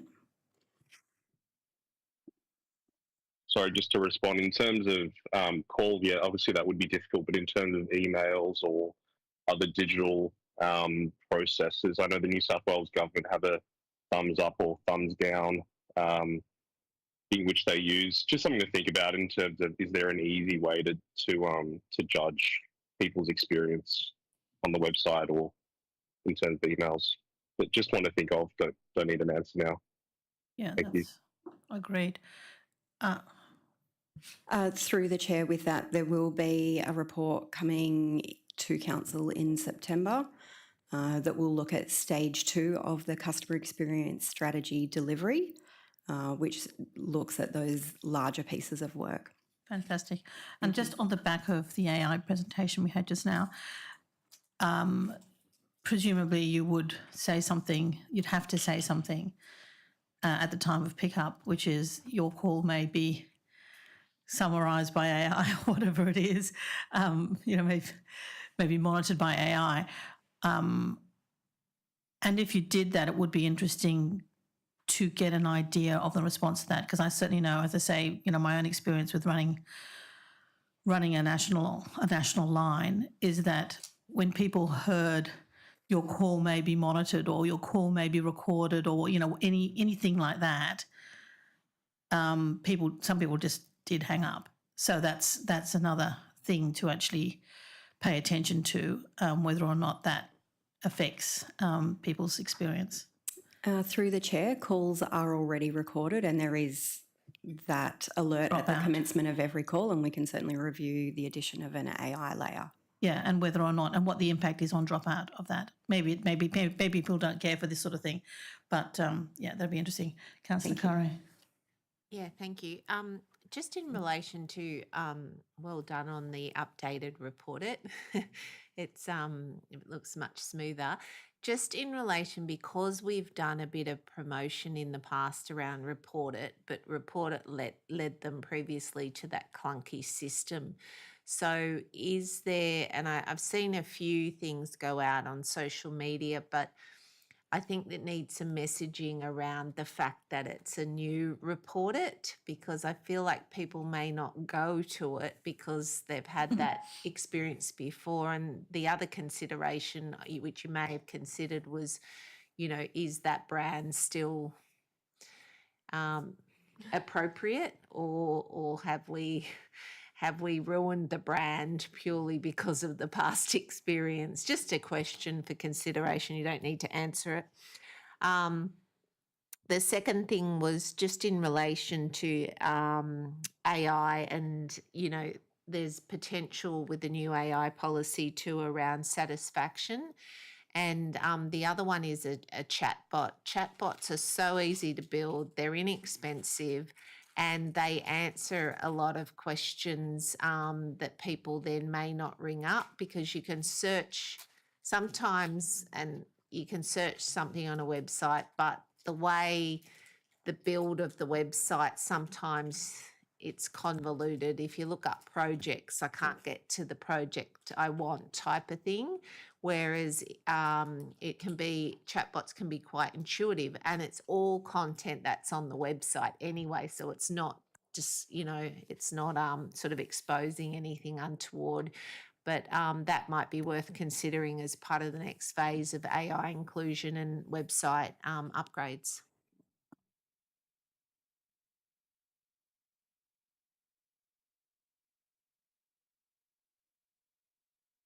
So are there any other comments or questions for everyone? Yes, Councillor Bredhoff. Yes, thank you. It's very encouraging to see that the top pages is also careers, so people want to work at council. For the website insights and the social media, and is it possible to include I like trends? Can you include a couple of months, or that would be great.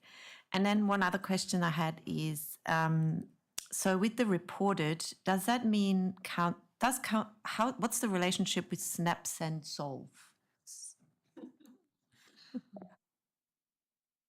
Yes. Yeah, we can't. Yeah, we can't indicate that. Yeah. No, that's probably a topic that we would be better to take offline and have a further conversation about. That's fine. Okay, so if there are no other comments, can I, all in favour? Aye. Yep, I'm against, thank you. I declare it carried. Fantastic, thank you very much, congratulations. All right, so we then go to 25036, the road signs and traffic control equipment. Again, there was a confidential element to this report. Does anyone wish to discuss this in camera, or are we happy to just go to the officer's report, public officer's report? No one's saying anything. Okay, good. So can I have a mover and a seconder then, please? Councillor Bredhoff and Councillor McDougall, and officer's report then. Thank you. Through the chair, my name's Joe Cavagnino. I'm the Procurement and Fleet Manager at Council. Today I'll be reporting on the SS Rock provision of road signs and traffic control equipment. They recently went out to tender, and we want to go to 4 providers for that service over the next few years. So the current contract for these services has expired. The scope of the tender included the supply and delivery of road signs and traffic equipment, supply and delivery of installation of road signs and traffic equipment, graffiti proofing road signs and traffic equipment, and traffic control services. So from the tender, there was 7 tenders received, and of those tenders, SS Rock have recommending 4 providers for that service, that all the councils participating under the arrangement will be buying their products from. So those 4 suppliers here are listed in the report, together with the company directors. Next slide. Yeah, so pretty much the services and products that are going to be supplied under this contract are road signs, which you've probably mostly seen, road signs installations. So we have an in-house service for road sign installations, but this will be supplementary to that, and traffic control services. The tender was advertised on the 25th of February and closed on the 20th of March. As I said, there were 7 tenders received. The new contract aims to renew the services available in the preceding contract. The contract term is 3 years with an option of 2 by 1, and the extensions will be executed subject to satisfactory performance, which will be determined by council. The evaluation criteria and weighting, there was 40% of the weighting was based on price, and the rest was the tender's profile, which included staff, capability and capacity, service standards and delivery methodology, which was 30%, and sustainability and environmental was 10% of the criteria and weighting. The recommended panel is up there. So there's 4 providers: Central Signs, ranked number 1, G&B Services, Facilities, Traffic Facilities Maintenance Proprietary Limited, and Hunter Valley Signs, trading as HIVIS Group.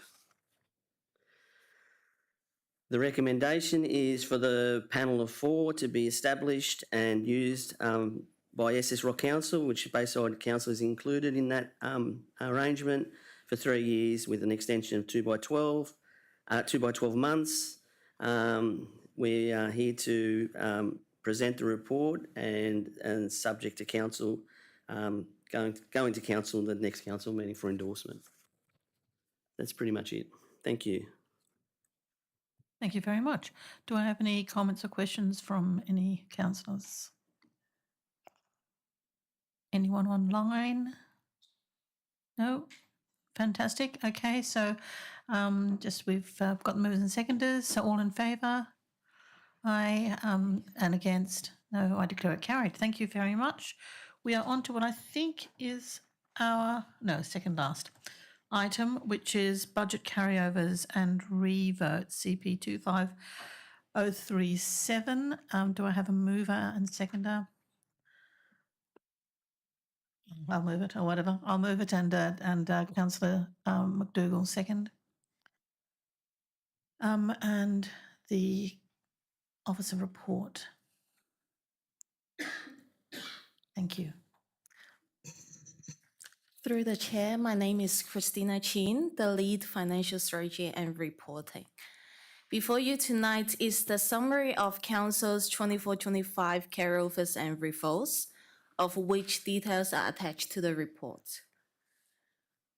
The carryovers and revotes process only covers unspent expenditure budget that are fully grant or reserve funded, majority of which are capital projects.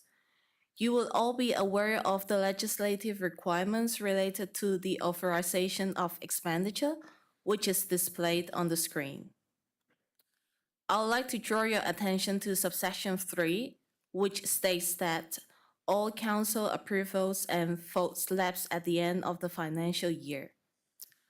Unless it is related to items listed on the screen, such as work that has commenced or have been contracted to be carried out by 30th June. These exceptions are referred as carryovers and do not require council to revote. Apart from carryovers, there's another concept called revotes. The carryovers and revotes are both related to bringing the unspent expenditure budget of the 24-25 financial year into the 25-26 budget. The main difference is that carryovers do not require council's approval, while revotes, on the other hand, requires council's vote to incorporate them into the new year's budget. We've put together a simple example on the next slide to demonstrate the differences. Suppose council has approved $1,000 budget for project A to be spent evenly over 2 financial years. By 30th June of year 1, only $400 have been spent, leaving $100 unspent budget for year 1. Since the project has already commenced, the unspent budget will be added to year 2, bringing the year 2 budget up to $600. This process does not require council to vote on. Using the same example, if the project did not commence in year 1 according to plan, it will fall under revolts. Assuming the project is still expected to be delivered in year 2 with the total budget of $1,000, Council will have to revote the $500 unspent budget into year 2, bringing the year 2 budget up to $1,000.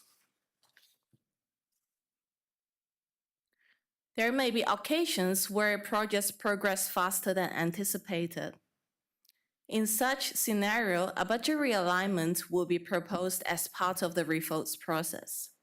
For example, if $600 was spent in year 1, the amount that exceeded the original year 1 budget will be reduced from year 2. It's important to note that both carryovers and revotes do not alter the total approved budget for the projects. Based on this understanding, here's the summary of Council's carryovers and revotes. The total carryovers amount proposed is $4.8 million, with details included in Table 1 of the attachment. The total net revotes result in a reduction of $1.8 million and are listed in the Table 2 of the attachment. As a result, the 25-26 budget for the CPP program will be increased from $85 to $87 million. This is the 25-26 proposed budget with all changes incorporated. The operational and capital expenditures are increased as a result of the carryovers and revolts, but as the respective funding sources are also carried through to the new year, there will be no impact to Council's cash budget result. And here's the recommendation for the report. Thank you. Thank you very much. Do I have any questions or comments from anyone? Yep, Councillor Curry. Thank you. Sorry, I just switched off for a moment. What was the this is just my fatigue. Remind me, what is a revote? Is that when something we was not have started? to, hang on, Yeah. that we have to vote again? Yes. Like, Through the chair, so for the revolts, they related to unspent budget expenditure that council needs to vote on again. So usually those are related to projects that haven't started. And then so we revote, we ask council to revote that budget into the next financial year. okay, so as far as then the revoting, because there's a number of projects in the revote table, which, you know, I think I don't understand why they haven't commenced. So as far as the revoting, is that it has to come back in a report and that we then revote them again? Because if I look at, you know, some of the things here, like just an example, like new seating, I mean, we've known that was, you know, approved nearly 12 months ago. So why isn't the new seating being done, which is at Astrolabe Park? That's just an example. You know, in relation to where there's developer contributions there, well, if that's a developer contribution for a specific project, why are we revoting on it? Why isn't it not sitting there? I just don't understand, you know, the concept, because I don't think this has ever been presented to us before in this way, has it? It's probably never been presented to councillors as clearly as it has tonight. But every year you have adopted revotes and we do talk to you about the carryovers, those projects that are partly expended but not fully expended. This is a relatively small amount of revotes compared to what we've had in the past, and it is purely a timing issue. As Councillor Curry says, there's some things that have been there for some time, but unless this money is revoted, those projects cease to exist. It's just a step that has to be taken under the legislation, or they will wink out of existence. Yes. So we're revoting them as part of this report? Yes, correct. That's exactly right. I think it's different terminology, and in how we've done it in the past? Look, and Christina spent a lot of time talking about what's a revote and what's a carryover, because we all sometimes use the terms interchangeably as well. Carryovers we can continue. Revotes, we have to wait for council to make a decision and formally reallocate the money again. Thanks. Yeah, I mean, I was going to congratulate you on the relatively low proportion which are revoted, which means you have actually started the stuff. Whereas my understanding is that the revotes are for things which haven't been started yet. So the question I was actually going to ask was, we are revoting the exact the same amount of money. Is that because we are protected by contract with the contracts have already been issued, etc., and therefore if there is any, because I would assume usually if you delay something by a year or something, usually the cost would go up, but are we protected by the contingency fund or by the fact that we've already let out these contracts and therefore someone's got to wear that they're wearing it, not us? It's not a contractual matter. This is, it's a technical step. So if it was in the budget at an amount last year, the revote must be for the same this year. That doesn't mean that when we come to actually doing the detailed work on those projects, we may find savings, we may need to come back to you for additional funding. But the only opportunity we have here is to take the money that you previously voted after, whatever consultation occurred, whatever thinking was behind it. You accepted 12 months ago that this was a project that was worth funding. It's now asking you to reaffirm that. Right, that's fine. Okay. Oh, it's a pity. It's a pity when we're not protected in that way. But anyway, that's fine. It is. Congratulations then on it being a relatively low percentage. Does anyone else have any questions? No. Okie dokie. In that case, I'll put them. Did Councillor Biddulph before I do? No. The net revotes. I was just looking at one that says Gardiner Park retaining wall, which has been concluded.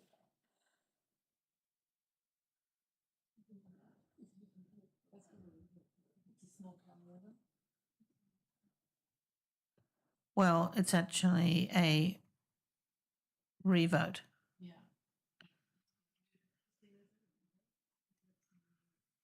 Through the chair, that is a negative revote. So in other words, it's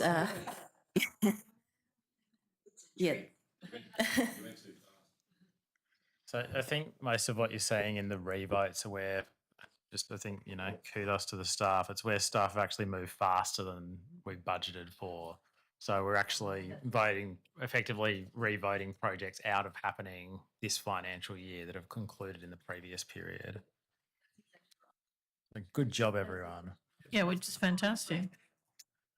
Yeah, well done. So e.g., you go and look at page 62 of the report. We spent 600 grand faster than we thought we would on Botany Aquatic Centre because we're going at such a cracking pace. And we built the retaining wall at Gardiner Park faster than we thought. Good job. Well done. Well done, folks. All right, well, on that happy note, all in favour? All against? I declare it carried. Fantastic, and thank you very much. I declare the meeting closed. Oh, we got one more. Oh, thank you, and you're leaving for that. Yes, thank you. The mayor has exempted himself, and we're on to 038, which is council expenses and facilities policy.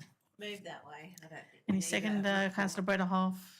Yes, I would. We do want the report? Okay, so we'll have a councillor report. Officer report. Does anyone online require the officer report? No, No, I don't. Okay, fantastic. So just want to ask questions, Councillor Biddulph. No, I just. and it is to So under Part C, facilities, general facilities for all councillors, and it says administrative support. And I was thinking about, you know, how we talked about the motions and how councillors, particularly because we're new councillors, ask a lot of questions, and some of the motions are sort of research reports rather than motions. So is it possible that we can say where council said, it says here under 10.6, council will provide limited administrative support to councillors to assist them with their civic duties only.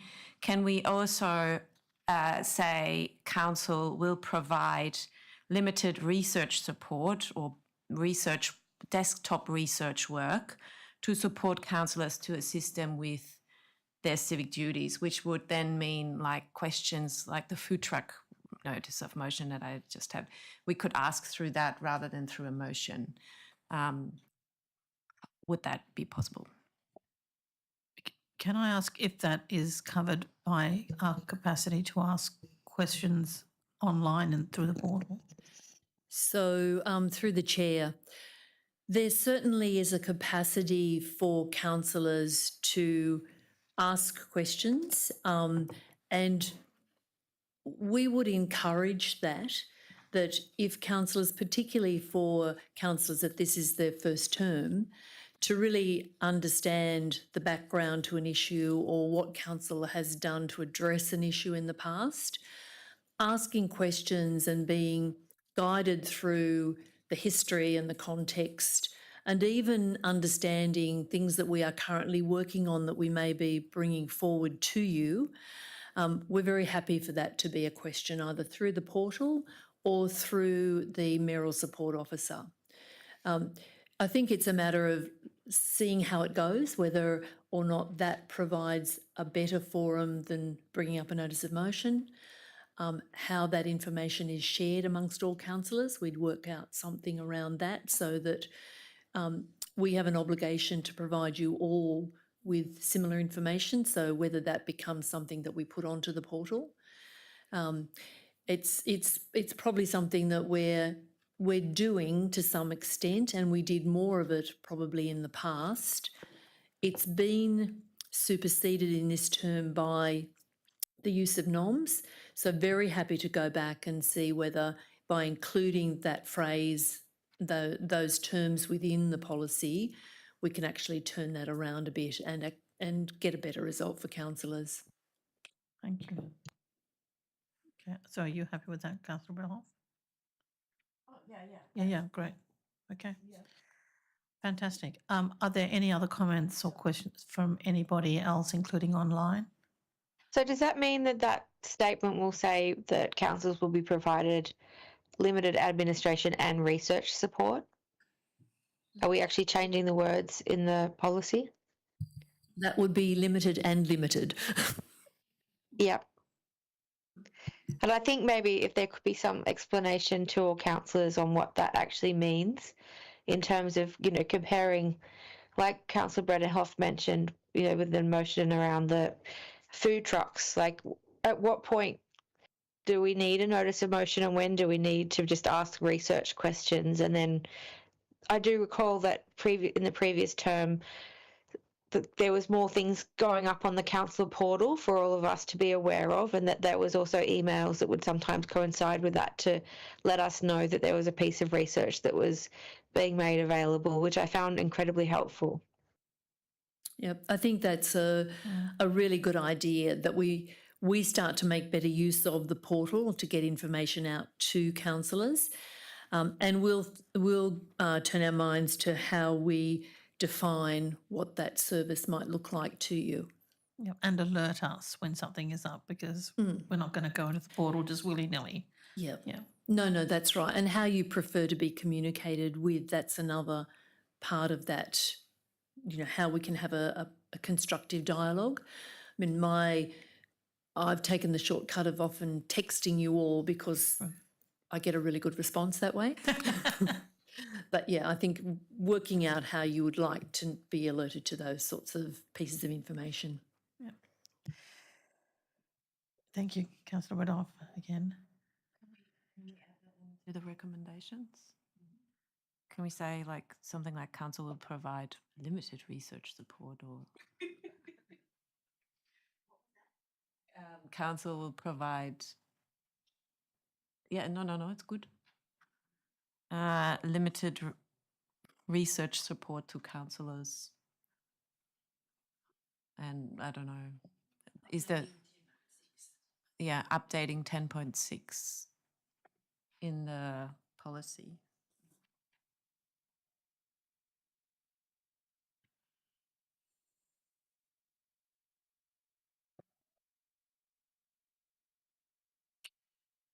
Okay, all good. Any other comments from anybody else? If not, all in favour? Any against? No, I declare it carried and the meeting closed at 9:02 p.m. Thank you very much, everyone.